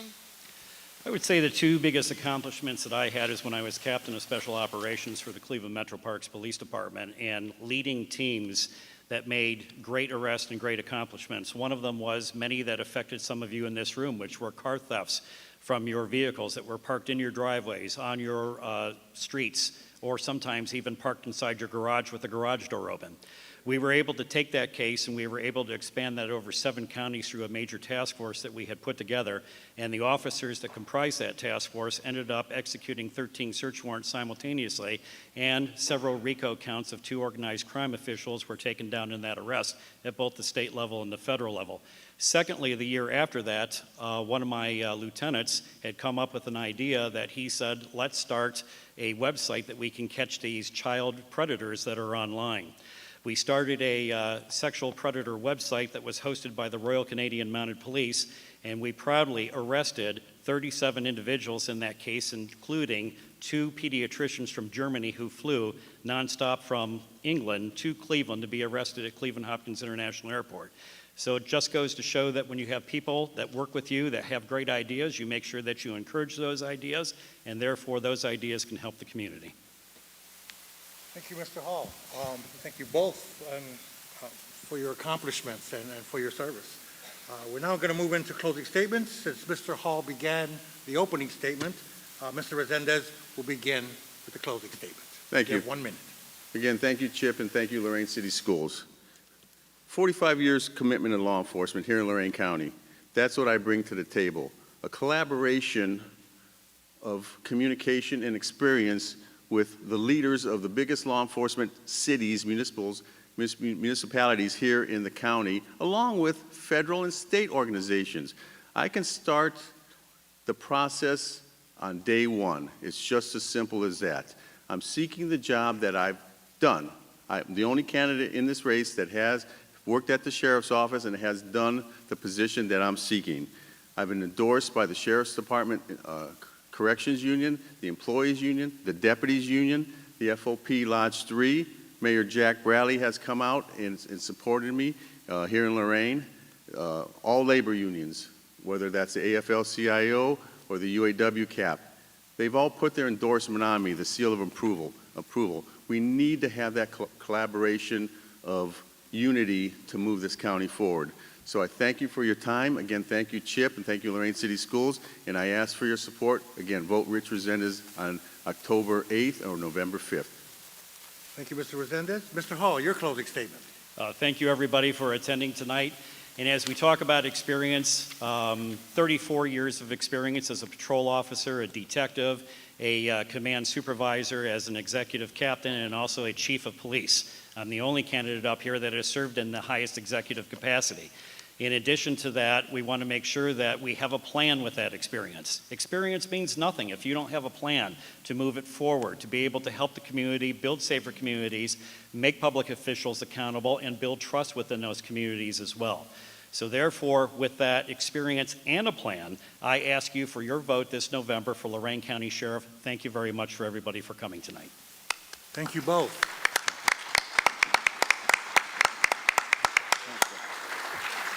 We will now move into our next race, the state representative for the 53rd District.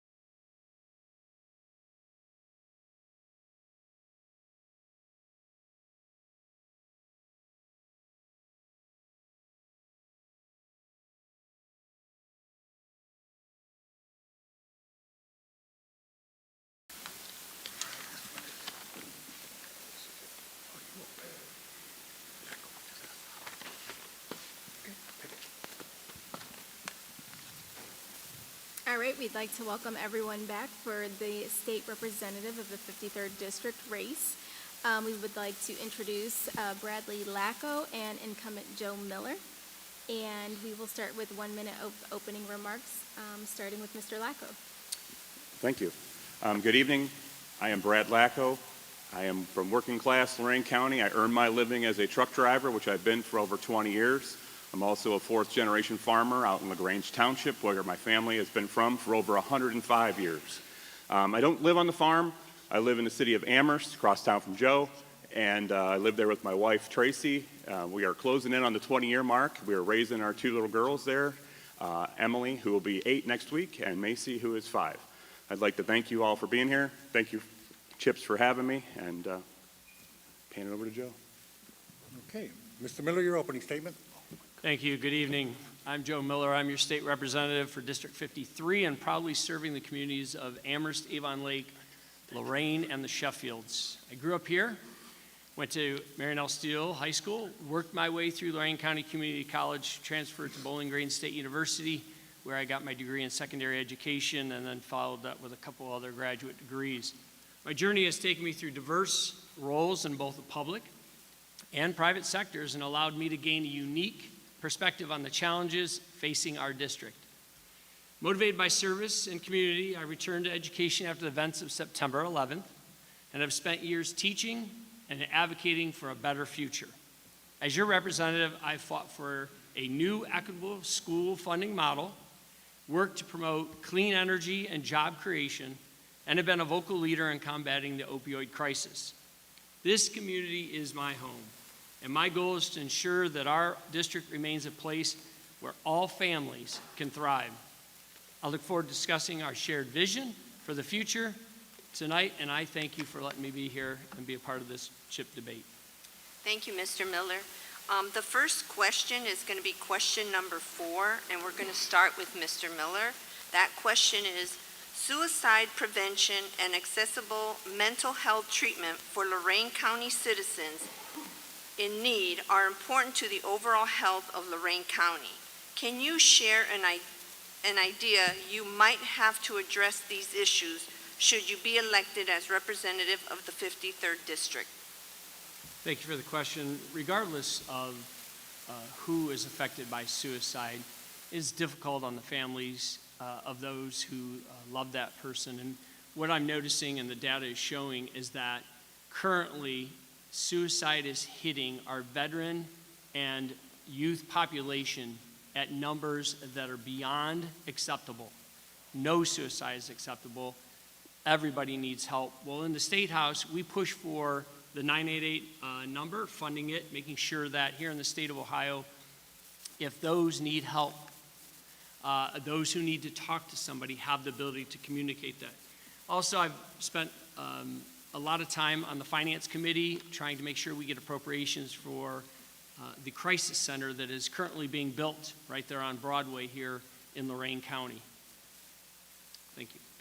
Thank you, Mr. Miller. Same question, Mr. Lacko? Thank you. Would say that suicide and mental health has affected many of us in our community. And I would like to point out that I would work with the stakeholders at the Ohio Suicide Prevention on strategies to prevent suicide, which we are seeing an increase in older men and also farmers. I would also support Senator Teresa Gavarrone's legislation that has already passed the Senate to create a certified mental health assistant to increase access to mental health care, and addiction services. Thank you. Thank you, Mr. Lacko. We'll go into your second question now, and it will be question number 5. We will begin with Mr. Lacko. Mr. Lacko, in your opinion, should the Ohio legislature support or punish sanctuary cities? Why or why not? Thank you for the question. I believe neither. I believe that the issue is a city issue and that we should have been looked at and addressed from that issue there, specifically from the city side. Thank you. Okay. Mr. Miller, same question? So sanctuary cities are an attempt by local communities to try to wrap their hands around a challenging situation in immigration. As we all know, that Ohio is a home rule state. The Constitution was written to support that ideology. That means that the state and my role is to support the efforts and the requests of local communities to help them through challenges such as this. And I think that's what we do. We don't go poking our noses into cities' business unless they ask us for help. Thank you, Mr. Miller. Mr. Miller, we will go into the third question, starting with you. It's going to be question number 8. Assuming your victory, choose a single issue you would prioritize in the coming term and state why you believe this issue is so important. Well, thank you for the question. I've had many issues that I've been working on. I've been a legislator now for 6 years and have put a lot of time into a lot of bills. So picking one is a little difficult. I'd say 2 right now are I'm focusing on that I think we have a chance to move is House Bill 123, having to do with having the state of Ohio recognize the Honor and Remember Foundation and flag that completes that circle of tribute to Gold Star families for their loss of somebody that was in the military. But I think locally and right now that's going to directly impact my district in this area is House Bill 241, which is a bill that I spent a lot of time bringing in a lot of stakeholders, especially Lorain Chief of Police, City Attorney, and the FOP to try to find a solution for how we can fill the gap in police officers here in Lorain and other statutory cities. They came to me with a cadet program idea, and we've got it working. We've got it over in the Senate. We're hoping to get it across the finish line. That's going to help us bring diversity to our police department here in Lorain County. Thank you. Mr. Lacko, same question. I believe that the biggest issue that we have right now is our cost of living here. I believe that our seniors and our retirees are on a fixed income and they are struggling. I believe that the way we work towards that is our leaders, such as us, would reach out to our community leaders and our commissioners and support economic growth. Economic growth leads to better jobs, better pay, and I think that's how we work with that. Thank you. All right, that concludes the question portion, and now you guys will both have 1 minute of closing remarks. Mr. Miller, we'll start with you. Well, thank you for having me here tonight, because we are going to discuss, and we have discussed, the future of our districts. How can we build a stronger, more united community? And I stand for putting people first, plain and simple, guided by the principles of freedom, justice, opportunity, and equity for all. I'm committed to making government work for you, not just through policies, but through action. I listen, I care because you matter. So whether it's driving economic growth by supporting small businesses or ensuring that everyone has access to affordable health care, creating safe schools and communities, I'm here to be your advocate. Our district is at its best when we foster social and cultural unity, coming together to solve problems and build a better tomorrow. Together we can create a future where every voice is heard, every family thrives and every child learns in a safe environment. So thank you for the opportunity to serve and for your continued support. Remember, I'm here to listen and act on your concerns because you truly matter. Thank you. Thank you. Mr. Lacko, your 1 minute. I'd like to simply say thank you all for coming, and thank you for allowing me the opportunity to earn your trust, respect, and support, and hopefully your vote starting on October 8th. I'd like to thank CHIPS again for inviting me and having me and putting on this forum, Lorain High School for letting us use the auditorium, and have a good evening. Thank you.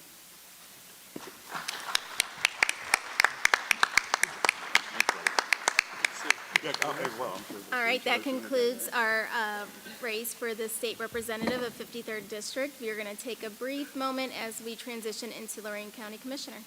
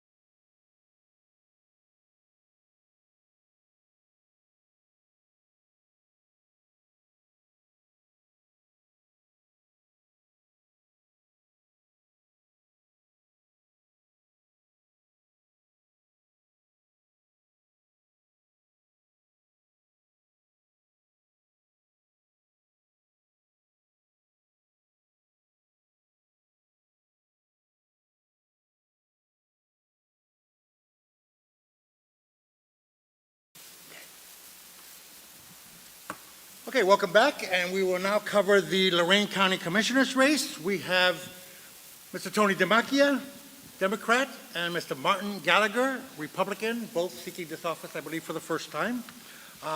So we will begin with opening statements. Mr. Demakia, you have 1 minute for your opening statement. Thank you. Good evening, and again, thank you to Chip for doing this event every year. You guys do an amazing job, and I just want to thank Juanita because I think she's got the hardest job in the room, so thank you. Tony Demakia, candidate for Lorain County Commissioner. I have 18 years experience in public service, as I have served as a Board of Education member for 12 right here in Lorain City School District, fighting some major battles to protect public education and our families and students here throughout Lorain County. My unique experience in Director of Operations for Boys and Girls Clubs of Lorain County also give me a unique perspective across the county and all of our communities and what their needs are. I currently am sitting in my third term as Lorain City Councilman at Large, where I have fought for legislation to protect our law enforcement, economic development, and again, that 18 years of experience give me a unique opportunity to understand a broad range of governance, unique opportunity for policy development and implementation. When you look at your Lorain County commissioners, this is a job that you can't just jump into, and you got to hit the ground running, especially with all the needs that we have, and I would look forward to your support on November 5th. Thank you very much. Thank you, Mr. Demakia. Mr. Gallagher, your opening statement, sir. Thanks for having me here today, Chip. I do appreciate it. I'll give you a little information about myself. I'm the middle of 13 children. I did not grow up with money. I had to earn my living the way it is today. I'm married 32 years to Joanna. I have 4 adult children.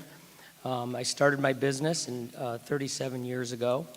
I'm a real estate developer, manufacturer, and distributor. I employ 40 people. I work 15 hours a week for 75 years to build my business, 75 hours a week. So I spent a lot of time in business understanding budgets. I've managed employee benefits. I've managed the distribution of my company. In the real estate business, I took blighted properties and rebuilt them.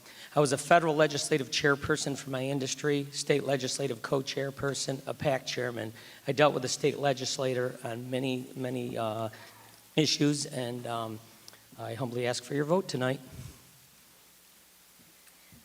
Thank you. We're going to move into the questions. The first question is going to be number 2. We're going to start with you, Mr. Gallagher. What do you see as the most pressing needs in the county in terms of infrastructure and capital improvements over the next few years? Well, I see sewers. I see the main infrastructure to attract development in some areas where needed, where we don't have it currently. Like the western part of Lorain, South Amherst, and some of the rural counties of Lorain don't have the necessary sewers and infrastructure.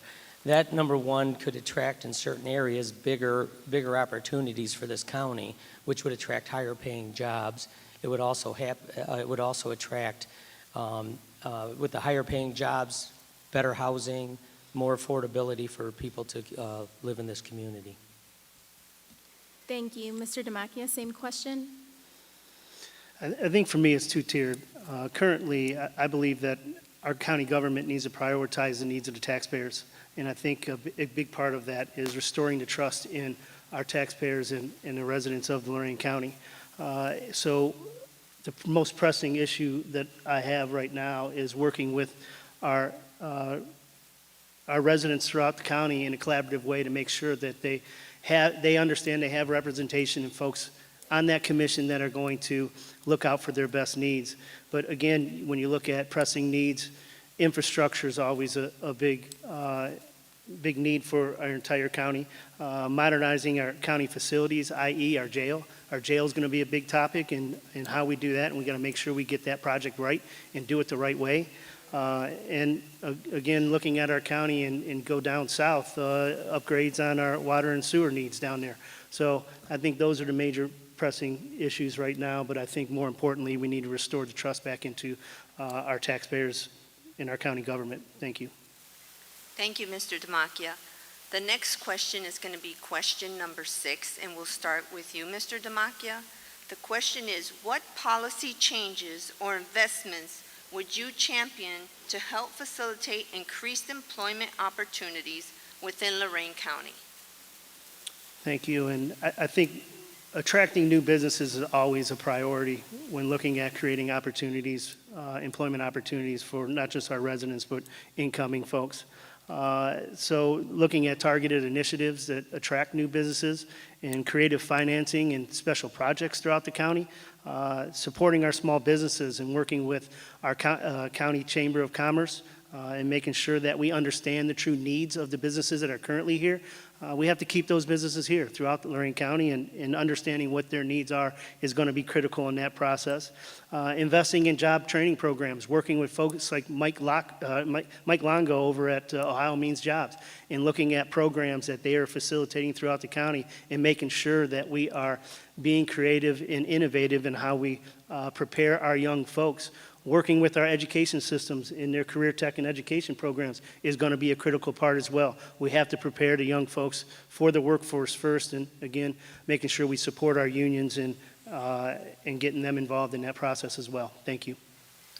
Thank you, Mr. Demakia. Same question, Mr. Gallagher. Well, number one, let's keep our sales tax where it's at. Keep taxes low. Taxes low will attract businesses to our community, which would in turn create more jobs. As a business owner, I moved from another county to Lorain County. They had more to offer for me, and I know what it takes to move a business to a different area. And this county mainly the city, opened their arms up to me. And me knowing that and being able to do that, I volunteered recently to be on the NOACA board, the NOACA board economic development, so I can put my input, bring those those federal tax dollars back to Lorain County to attract businesses, and furthermore, the Lorain County Port Authority with Midway Mall, which we should have a buyer in the next couple of weeks here, or a signature in the next couple of weeks.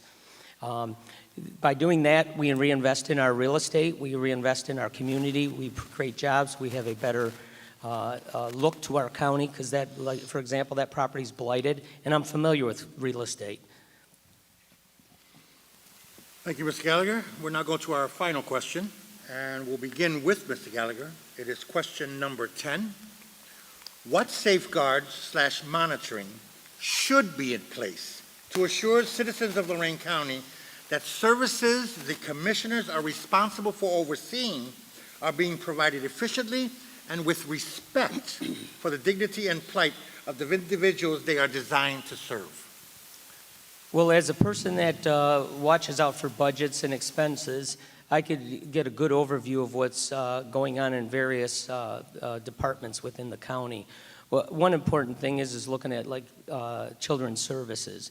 I have a daughter who's a social worker, and children's services needs attention to watch and understand what their needs are to keep our community with the children safe and be able to bring them up to a different level than what they're used to. Programs like that, making sure that we're doing the right thing when no one's watching. If we're spending government money, we have to make sure it's a competitive.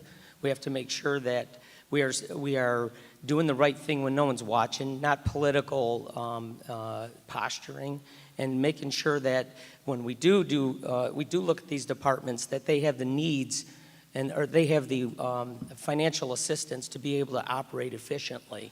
And that's where I come in, as I am a more of an operations person, and that's what I want to do to help. Thank you, Mr. Gallagher. Mr. Demakia, same question. Thank you. Again, putting safeguards and monitoring of county services in place are critical. And again, I keep using the word transparent, but we need to implement regular performance audits on county departments to make sure that we do have true transparency, true fiscal transparency, so the taxpayers know what we're doing with every dollar. Creating citizen oversight committees, again, bringing critical stakeholders to the table to at least have a conversation of how it impacts their community is an important part of the decision-making process, and we should be doing more of that. Improving transparency through regular public reporting. I mean, just making sure the people know what's in the budget, what we're paying for, no backdoor conversations, just having those discussions and making those decisions publicly, I think are critical. And again, establishing clear metrics for service quality and efficiency, working with our departments, making sure that those folks are at the table so we understand what their needs are in every department. But I think it comes down to making sure that we are transparent with our community and making sure they understand what we're doing with their dollars. Thank you. Thank you, Mr. Demakia. Now you guys will go into your 1 minute of closing remarks. Mr. Gallagher, we'll start with you. Myself, for many years in my industry, I volunteered for things like doing the legislative issues I've done. I know the legislators in Columbus and in some cases federal government. I know how to get them to be on our side, to help us grow and prosper in our community. I sat on 5 nonprofit boards. Lorain, Avon Lake High School Boosters, I started with a $20,000 a year budget. Last year it made $1 million. I did step down in July so that I could work on my race. I've sat on the Port Authority, I sit on the Port Authority board where I am going to take 3 of the most blighted properties in the county, and I'm going to focus on that as well. The steel mill, the power plant, and the Midway Mall. Those 3 things have to take that black eye away from this county to make us better. I will help the community organizations that are under our $85 million budget. I've handled budgets. I know what to look for, and when we need to shave, we need to shave. When I can spend, I'll spend. Thank you very much, and I humbly ask for your vote. Thank you. And Mr. Demakia, your 1 minute. Thank you. Again, throughout my career in public service, 18 years, I have tried to make informed decisions for the right reasons. And again, the community elects us into positions. We work for them. I've tried to represent them in the most positive way and making sure that I made the right decisions for the right reasons. Our county government should work for all of us. Many have felt left behind or in the dark about how decisions are made. As our county commissioner, I pledge to restore the trust in our local government through real fiscal transparency and equitable funding allocations. Again, I believe in fiscal transparency, equitable funding, and restoring trust. I think that is so important in this election coming up November 5th. I am Tony Demakia, candidate for Lorain County Commissioner, and I would appreciate your support on November 5th and early voting on October 8th. Thank you all for being here, and again, thank you, Chip, for putting on such an amazing event, and good luck to all the other candidates and my opponent, Mr. Gallagher. Good luck to you.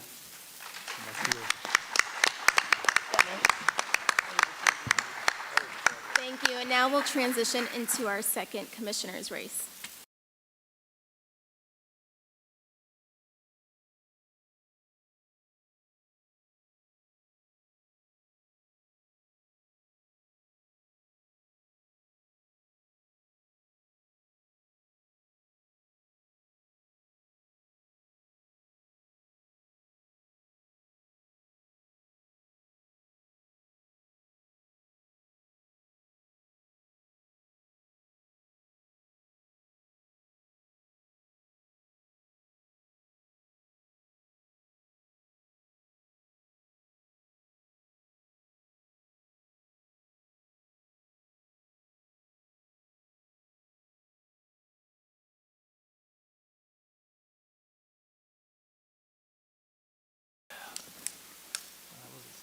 I need the slide changed.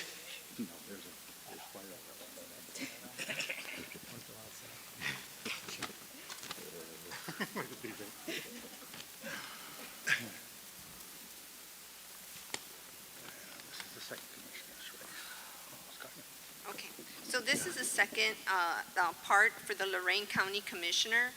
And it's Brian A. Baker, Democrat, and incumbent David J. Moore, Republican.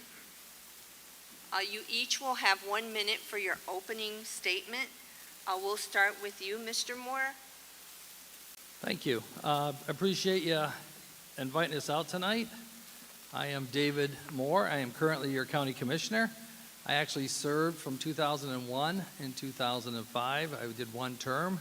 I thought, boy, I ain't going to do that again. I had 3 daughters that were young. They're now 29, 30, and 34.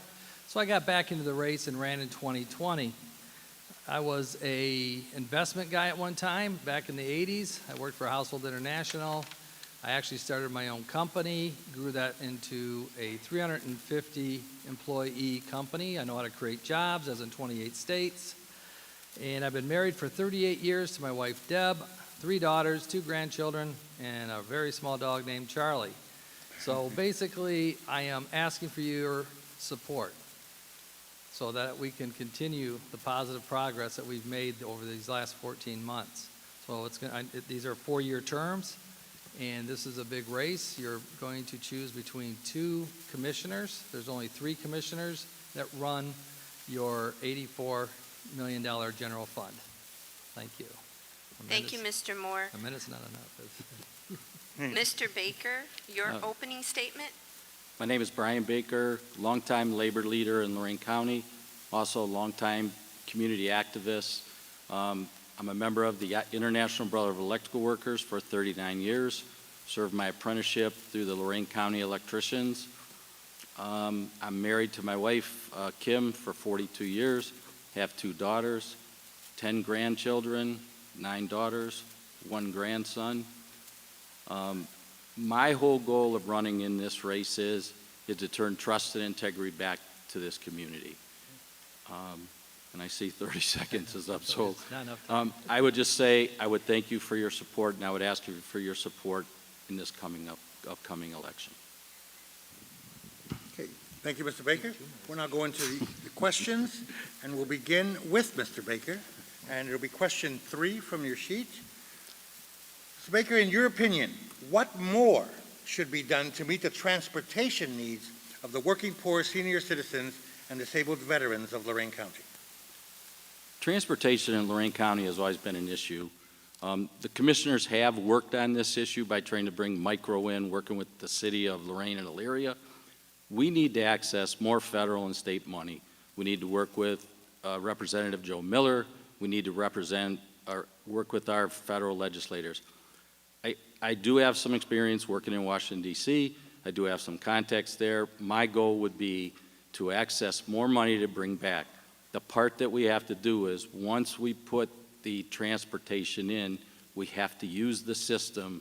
If we don't use the system, we will lose the funds. Thank you. Mr. Moore, same question? Yeah, thank you. When I was a commissioner 24 years ago, this is something that I worked on and couldn't get past the bureaucracy that was going on at that time. I come back and I'm going to these public meetings and everybody's saying the same thing they said 24 years ago.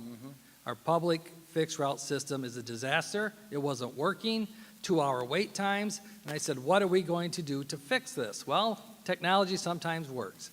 And with the new systems, we started looking at how can we make it more like Uber and Lyft? How do you integrate the successes of the private sector into government? We found a company that did that. It's called VIA.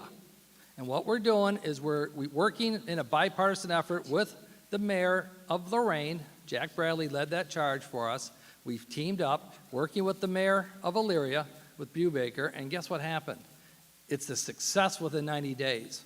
Lorain County is the talk of the Northeast Ohio right now. They invited me, a Republican, on NPR. That alone is amazing, right? And so here we are sharing our successes and how we're going to advance our technologies. You start in Lorain, Elyria, and what I'm finding now is that other communities want to be a part of this. And that's how you build partnerships and excitement. And this is a successful program that I'm proud to be part of that teamwork of bringing everyone together for the common good of all. Thank you. Thank you, Mr. Moore.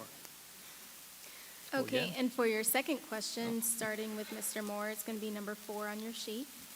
Suicide prevention and accessible, timely mental health treatment continues to represent a great need within Lorain County. If elected or reelected, what would you do to impact rising suicide rates and affect the mental well-being of your county?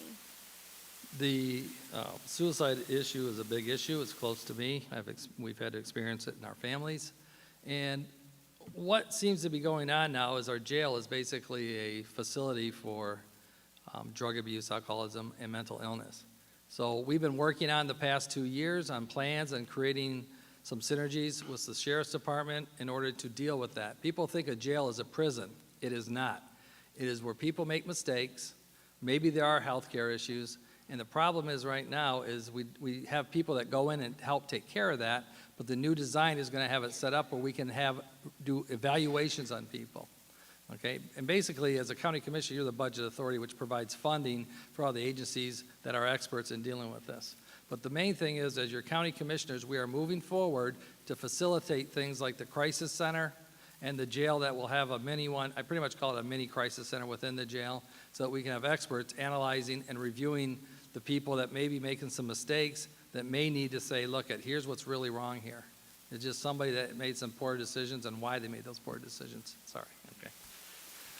Thank you, Mr. Moore. Mr. Baker, the same question? Fortunately, my family has not had to deal with this issue. But what I would say is it starts all the way back to the schooling. It starts in schools, working their way all the way up to, hopefully as we go through, we have the MARS where they combine Lakata and all those kind of things. What we need to actually work on is educating younger with the children and working our way up. You know, Commissioner Moore did say, I mean, he said it's a major issue in the county. Jobs correct a lot of that. We have got to figure out how to bring jobs, good paying jobs to this community so people, as they go along in life, they're not stressed out where they're thinking about suicide. Thank you.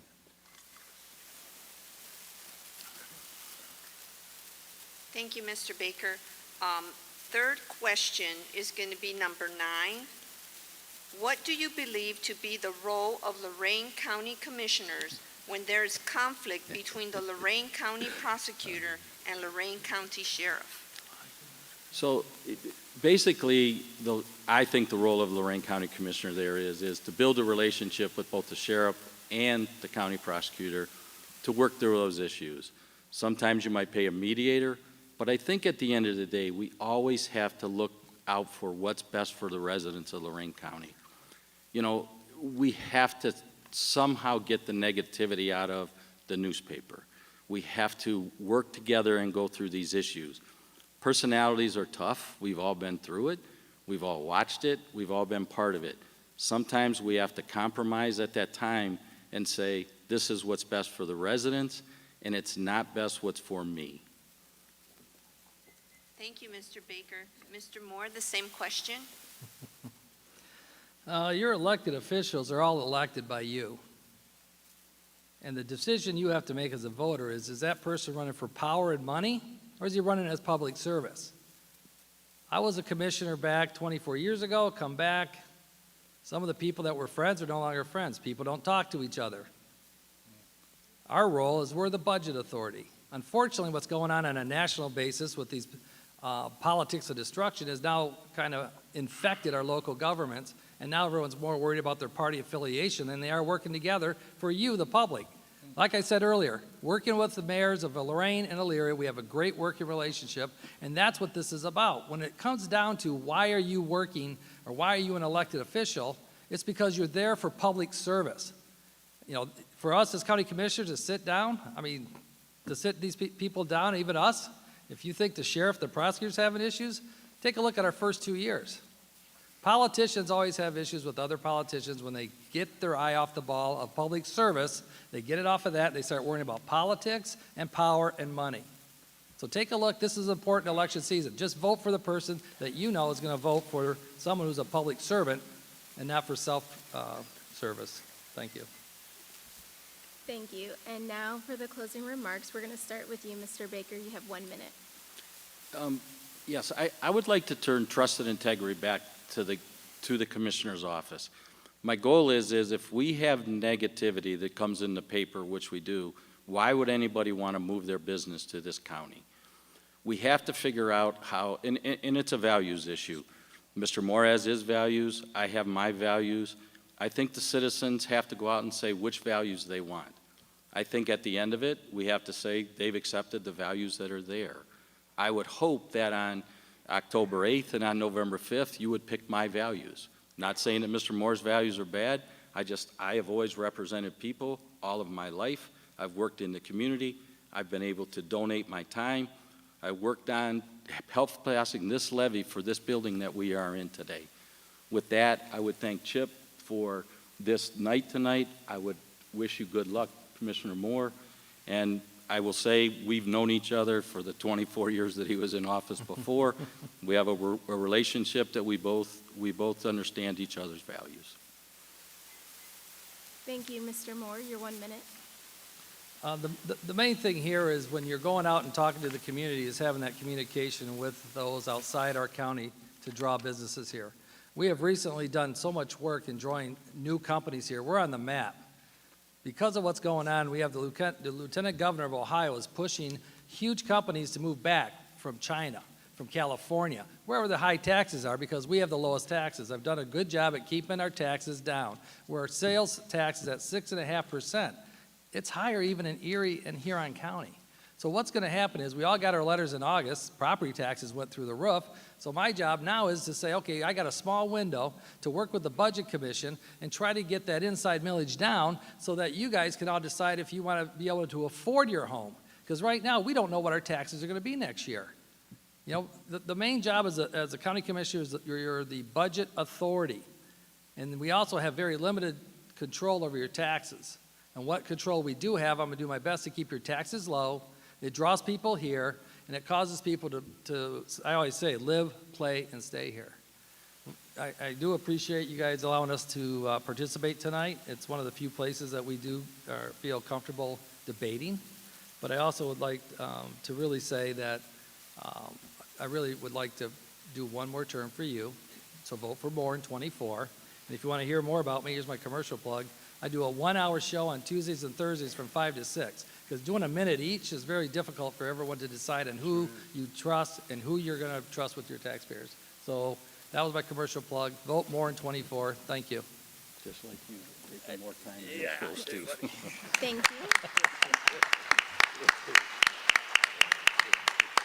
Okay, and that concludes our commissioner's race. We're going to take a quick break as we move into the Lorain County Prosecutor.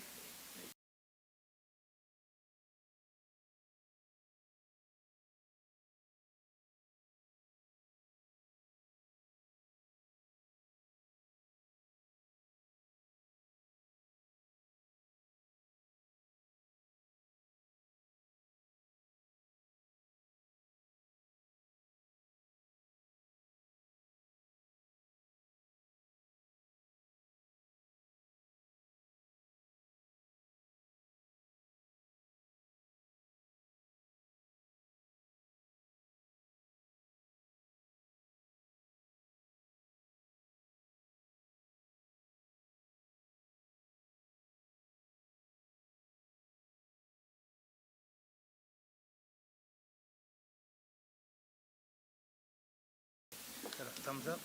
Good, okay.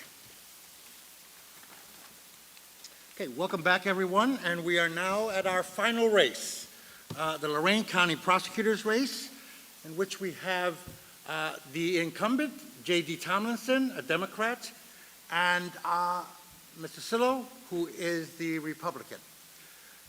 So we're going to begin, and they'll try to get that slide up, I'm sure.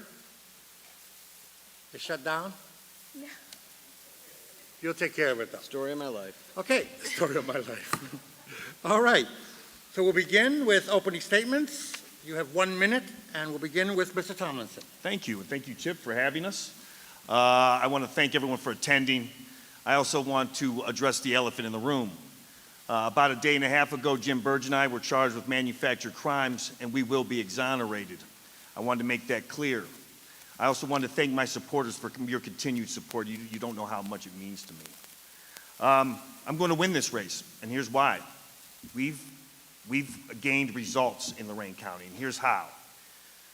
Since I've taken office, Lorain County, the crime in Lorain County has gone down. That's what I was elected to do, and that's what we've done. For example, the city that you're sitting in, Lorain, murder rates have been reduced by 50%. 50% since past years. In addition, we've increased at the office the high-level felonies by 12% of successful prosecutions. We've increased the successful prosecutions of sex offenses, felony sex offenses by 26%. We've solved cold cases that were sitting around from the last administration. And my proudest moment, we exonerated Nancy Smith and Joseph Allen, people that did a combined 40 years of prison for crimes that never occurred. Justice is what we do in my office. Thank you very much. Okay. Mr. Tony Sillo, your opening statement, sir.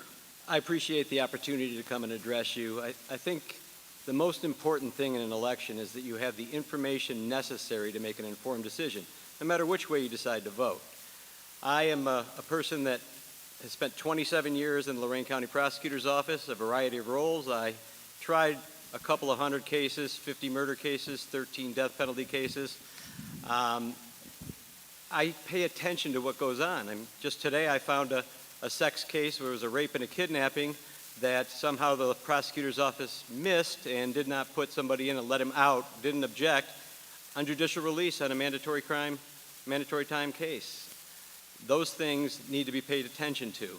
I have far more experience in dealing with all of the divisions in that office. I have tried and I have been able to teach people, including judges and other people. Donna Freeman worked under me for quite a while. Frank Janik was also employed as a prosecutor that I was in charge of. So I believe I am the person that is best for that office. Thank you, Mr. Sillo. The first question is going to be number 4, and this, Mr. Sillo, you would go first here. Judges in some major cities have recommended replacing the grand jury in all cases. With that preliminary hearing, where witnesses testify under oath and are subject to cross-examination, what is your position on this issue? I would actually have no problem with that. The issue is going to be that that's a constitutional provision in the Ohio Constitution under Article 1, Section 10. So it's going to take a lot to try to change it. For a prosecutor, that would make it better off because it would preserve testimony when you lose witnesses, because when you have a witness that is actually subject to cross-examination, you're allowed to use their testimony if they're not around later on under the evidence rules. Being under oath and being subject to cross-examination, I think is a fine idea. Thank you. Same question, Mr. Tomlinson? Yeah, I don't necessarily disagree with my opponent. However, what it does, a lot of what occurs is in local municipal courts, preliminary hearings are often waived. And because of that, it streamlines the system a little bit. Now, if we increase the amount of preliminary hearings that were being conducted, the only problem is it would jam up the system a little bit. Doing private work as a defense attorney, I would say probably 95% of preliminary hearings are waived. But I agree with Mr. Sillo. I would be open to an idea like that.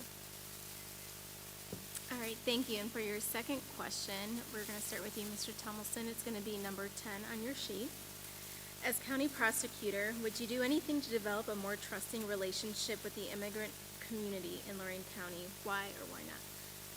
Yes, and how have we done that at the office? Well, the way we've done it at the office is we've created diversity within the office. I joke around a lot of times to say that my office now looks like the United Nations. I mean, we've got people from every ethnicity, every political persuasion.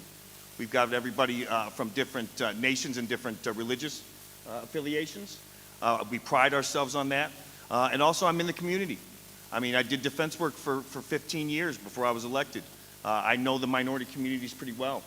And just being in the community and showing presence and having the ability to work with people and deal with people that are in that community is important. And I think I've shown that. Thank you. Mr. Sillo, same question. Yeah, a little bit different approach when it comes to that. I think having contact with the leaders in different ethnicities and getting their ideas, which may help deal with problems that are going on, because what I've found is if you talk to the people in the communities themselves, they have ideas on how to help stop things from going on, to start programs that you can maybe make part of a sentence or probation to allow things to be more successful and to stop things from reoccurring. So I think I would be inclined to do those things. Thank you. We're going to go into our final question, and we will start with Mr. Sillo. It is question number 6 on your sheet.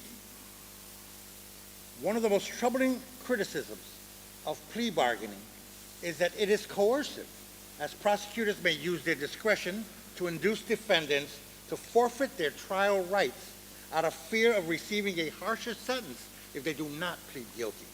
Please respond to that criticism. The way I dealt with plea bargaining after the Supreme Court had changed how things had to go through is it was the defense attorney that would come to me and ask me for a plea bargain.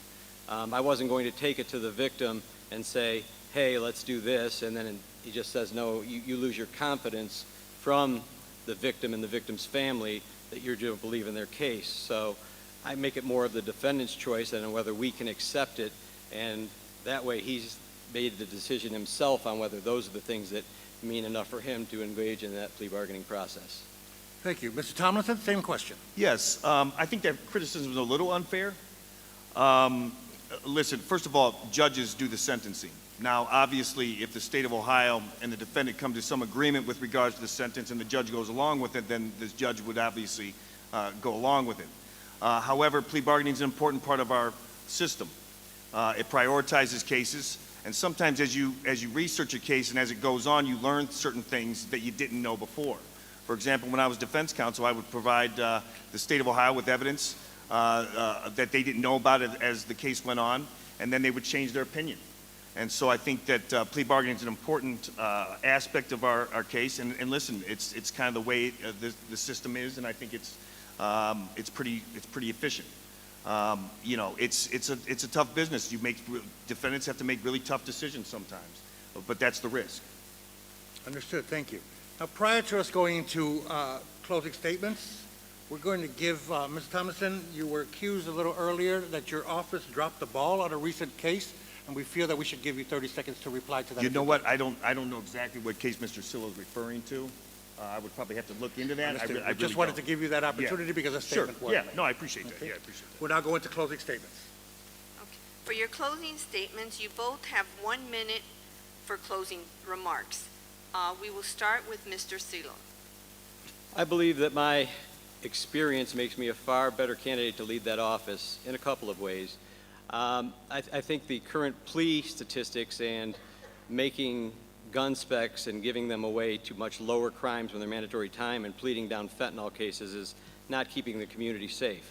And some of that will start with a grand jury and making sure you're indicting things correctly. I think it's not an ethical way to operate a prosecutor's office to indict high so you can plead low. I think you should charge people with what you can prove and what they did, and I have the ability to do that, and I have the ability to teach the younger prosecutors the tools necessary to try cases so that they don't have to plead as many of them that are going on.